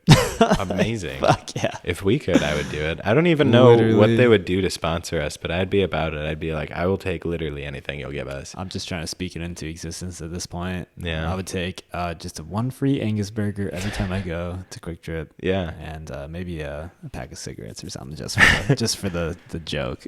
Yeah. You're like, I get a burger and some cigs every time I'm there on the house. You just show them like your VIP card. You're like, it's just Quick Trip. I'm actually an employee sponsored. Yeah, that'd be badass. That would be sick. I mean, I think other Parker told me his go-to is beef jerky. He's like, I take some beef jerky, and I think he's more of like I don't know if he's a big coffee drinker. To a downfall, I'm a huge coffee drinker to the point with like, I think last year when we met and that first show that we played together, I was like some people smoke a cigarette after a show. I would bring a thermos and I would drink coffee after a performance. And I just love it. Like you're just off stage, you're like sipping on a little bit of coffee afterwards. Oh my God. I'll buy like whatever local roastery. Like, really? Oh yeah. And it's not decaf? No. Wow. But like I drink so much coffee where it's just like it doesn't really hit me as much anymore. Interesting. Do you feel like that fucks with your sleep? Honestly, most of the times when we get home, it doesn't matter. Like it won't keep me up, but at the same time, it's kind of like maybe I don't get as deep of sleep. But like my sleep schedule, like we've got some cats, and one of them's like 13, and he's the type of cat where he's like, if he doesn't eat at, I want to say his eating time is like 7 or 7:30, he will like hunt you down. Damn, so you like, got some sassy animals that live with you. We really do. Dang. So like Floyd will meow underneath the door because we sleep with the door closed because like they'll stomp on your face if it's open. Like you're feeding them. So it's like on weekends, like typically Milwaukee will get home at like 4 a.m. after dropping off Mac. It's like go to bed, wake up in 3.5 hours to feed the cat, go back to bed. It's like having a kid. Yeah. To a lesser extent, but absolutely. Cool, man. You want to wrap this up? Sure, I'd be down. Anything you want to plug right away? I mean, new EP's out. New EP is out. I was listening to it puking at work when you sent it to me that first time. Little context, we were going to have a podcast like last fucking 2 Wednesdays ago. I got so sick that day. Yeah. I felt really bad for canceling, but I was like, dude, I cannot. Yeah. You were like messaging me. You're like, I don't feel well. I'm thinking I might reschedule. And I'm always like, if you're not in it, if you're not 100%, like don't do it. I was like, sorry, keep going. And then you're like, I'm at the ER now. I'm like, yeah, definitely not then, which is absolutely fine. Right. Like we're here now. I knew that like the week after wasn't going to work, but it was actually really good because like because we do everything ourselves, we're like terrible with deadlines. So we finished the EP like 2 weeks before it was done. And then within those next 2 weeks, we were doing physicals, like we were dubbing tapes, we were getting our shirts made, like just all of the loose ends. Yep. And it felt like we were just racing all the way to the end. I mean, for full context, we recorded Sunshine Veins in August and released it, I think, in September. And then the remainder of the EP was recorded at the beginning of October. Holy shit, man. So like we recorded and mixed and mastered. It was only 3 songs, but we did it all in like 2 weeks. Yeah.